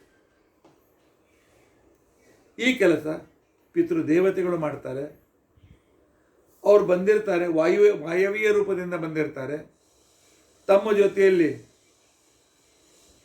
ಹರಿಕಥಾಂಬರ ಸಾರ್ ಸಂಕರ್ಷಣ ಒಡೆಯರ ವ್ಯಾಖ್ಯಾನದ ಪ್ರಕಾರ ನಮ್ಮ ಅಮ್ಮನ ಸೂಕ್ಷ್ಮಾಂಶವನ್ನು, ಅಪ್ಪ ಅಮ್ಮ ಮನುಷ್ಯರಾದವರು ನಿರವಶರಾಗಿದ್ದರೂ ಕೂಡ ಒಂದು ತೃಪ್ತಿಯಾಗಬೇಕಾದಂಥ ಒಂದು ಸೂಕ್ಷ್ಮಾಂಶವನ್ನು ತಮ್ಮ ಜೊತೆಯಲ್ಲಿ ತೆಗೆದುಕೊಂಡು ಬಂದಿರ್ತಾರೆ ಪಿತೃದೇವತೆಗಳು. ತಾವು ತೃಪ್ತರಾಗಿ ಅವರಿಗೆ ತೃಪ್ತಿಪಡಿಸ್ತಾರೆ ಅಂತಿಕೊಂಡಂತ ವಿವರಣೆ ನಮಗೆ ಸಿಗ್ತದೆ. ಆದ್ದರಿಂದಾಗಿ ನಾವು ಕೊಟ್ಟದ್ದು ಎಲ್ಲಿಯೂ ಹೋಗೋದಿಲ್ಲ. ಅದರಲ್ಲಿರ್ತಕ್ಕಂಥ ಸಾರಭಾಗವನ್ನು ತೆಗೆದುಕೊಂಡು ದೇವತೆಗಳು ಅಂದರೆ ಪಿತೃದೇವತೆಗಳು ಯಾರಿಗೆ ವೈರಾಜ, ಅಗ್ನಿಶ್ವಾತ್ತ, ಬರೀಷತ, ಸುಕಾಲ, ಆಂಗಿರಸ, ಸುಸ್ವದ, ಸೋಮಪ ಅಂತಕೊಂಡಂಥ ಹೆಸರಿದೆ, ಅವರು ಅವರ ಜೊತೆಯಲ್ಲಿ ಬಂದಿರತಕ್ಕಂಥ ವಿಶ್ವೇ ದೇವತೆಗಳು, ಪುರೂರವ, ಆರ್ದ್ರವ ಅಥವಾ ಧೂರಿರೋಚನ ಇತ್ಯಾದಿ ವಿಶ್ವೇ ದೇವತೆಗಳು ನಾವು ಕೊಟ್ಟ ಅನ್ನವನ್ನು ನಮ್ಮ ಪಿತೃಗಳಿಗೆ ಮುಟ್ಟಿಸುವ ವ್ಯವಸ್ಥೆಯನ್ನು ಮಾಡ್ತಾರೆ. ಅಂಧವಿಶ್ವಾಸವೆಲ್ಲ, ನಾಟಕ ಅಲ್ಲ. ಇದೊಂದು ದೇವತೆಗಳು ಮನುಷ್ಯರಿಗೆ, ದೇವತೆಗಳಿಗೂ ಋಷಿಗಳಿಗೆ ಸಂಬಂಧವನ್ನು ಮಾಡ್ತಕ್ಕಂಥ ಒಂದು ಕ್ರಿಯೆ. ಈ ಸಂಬಂಧದಿಂದ ನಮಗೂ ಪುಣ್ಯ, ಅವರಿಗೂ ಪುಣ್ಯ. ಬಂದಿರತಕ್ಕಂಥ ಪಿತೃದೇವತೆಗಳು ನಿಮ್ಮ ಅಪ್ಪನ ಸೇವೆ ಮಾಡಿದ್ದಿ, ಭಾಳ ಯೋಗ್ಯ ಇದೆಯಪ್ಪ, ಅಮ್ಮನ ಸೇವೆ ಮಾಡಿದ್ದಿ, ನಿಮಗೆ ನಾವು ಅನುಗ್ರಹ ಮಾಡ್ತೇವೆ ಅಂತ ತಿಳ್ಕೊಂಡು ಅಂತೇಳಿ ಅವರು ಅದು ಇದು ಸಾಮಾನ್ಯ ಇಷ್ಟೇ ಕೊಡೋದಿಲ್ಲ. ನಾನು ನಿನ್ನೆ ಹೇಳಿದಂತೆ ಸಂತೃಪ್ತರಾಗಿರ್ತಕ್ಕಂಥ ಪಿತೃಗಳು ಆಯುಷ್ ಪ್ರಜಾಂ ಧನಂ ವಿದ್ಯಾಂ ಸ್ವರ್ಗಂ ಮೋಕ್ಷಫಲಾನಿ ಚ ಪ್ರಯಚ್ಛಂತಿ ತಥಾ ರಾಜ್ಯಂ ಪಿತರಸ್ತು ಪ್ರಪೂಜಿತಾ ಅಂತಕೊಂಡಂತನ್ನುವ ವೇದವ್ಯಾಸ ದೇವರ ವಚನದಂತೆ ನಮಗೆ ಶ್ರಾದ್ದ ಮಾಡೋದ್ರಿಂದ ಒಳ್ಳೆಯ ಆಯುಷ್ಯ, ಒಳ್ಳೆಯ ಸಂತತಿ, ಸಂಪತ್ತಿ, ವಿದ್ಯೆ, ಸ್ವರ್ಗ, ಕ್ರಮವಾಗಿ ಜ್ಞಾನ, ಭಕ್ತಿ, ವೈರಾಗ್ಯದಿಂದ ಮೋಕ್ಷ ಇವರು ನಮಗೆ ಕೊಡ್ತಾರೆ ಅಂತನ್ನುವುದನ್ನು ವೇದವ್ಯಾಸ ದೇವರ ವಚನ ವಿಶ್ವಾಸ ಬಿಡೋಣ, ಶ್ರಾದ್ದ ಮಾಡೋಣ. ಹಾಗಾದರೆ ಈ ಪಿತೃದೇವತೆಗಳು ಯಾರು, ಎಲ್ಲಿಂದ ಬಂದರು, ಯಾರ ಮಕ್ಕಳು ಇವರು, ಯಾವಾಗ ಬಂದರು, ಆ ಇತಿಹಾಸ ಹರಿವಂಶದಲ್ಲಿ ಭಾಳ ವಿಸ್ತಾರವಾಗಿ ಬಂದಿದೆ. ಅದನ್ನು ನಾವು ಈಗಾಗಲೇ 1 ಗಂಟೆ ಆಗಿದೆ, ನಾಳಿನ ದಿವಸ ನಾವು ತಿಳಿದುಕೊಳ್ಳಲು ಪ್ರಯತ್ನಿಸೋಣ. ಇತಿ ಅಧ್ಯಕ್ಷತಾ ಪ್ರಸಕ್ತಿ. ಶ್ರೀಕೃಷ್ಣಾರ್ಪಣಮಸ್ತು. ಶ್ರೀಕೃಷ್ಣಾರ್ಪಣಮಸ್ತು. ಹರೇ ರಾಮ ರಾಮ ರಾಮ ಹರೇ ಹರೇ, ಹರೇ ಕೃಷ್ಣ ಕೃಷ್ಣ ಕೃಷ್ಣ ಹರೇ ಹರೇ. ಉಗ್ರಂ ವೀರಂ ಮಹಾವಿಷ್ಣುಂ ಜ್ವಲಂತಂ ಸರ್ವತೋಮುಖಂ ನೃಸಿಂಹಂ ಭೀಷಣಂ ಭದ್ರಂ ಮೃತ್ಯುಂ ನಮಾಮಿ. ಅಕ್ಷಯಂ ಕರ್ಮ ಯಸ್ಮಿನ್ ಪರೇ ಸ್ವರ್ಪಿತಂ ರಕ್ಷಯಂ ಯಾಂತಿ ದುಃಖಾನಿ ಅನ್ನಾಮತಃ ಅಕ್ಷರೋ ಯೋಜನ ಸರ್ವದೇವಾಮೃತಃ ಉಕ್ಷಿಗಂ ಯಸ್ತು ವಿಷ್ಣು ಸದಾಜಾಧಿಕಂ ಪ್ರೀಣಯಾಮೋ ವಾಸುದೇವಂ ದೇವತಾಮಂಡಲ. ಶ್ರೀಕೃಷ್ಣಾರ್ಪಣಂ. ಶ್ರೀಕೃಷ್ಣ.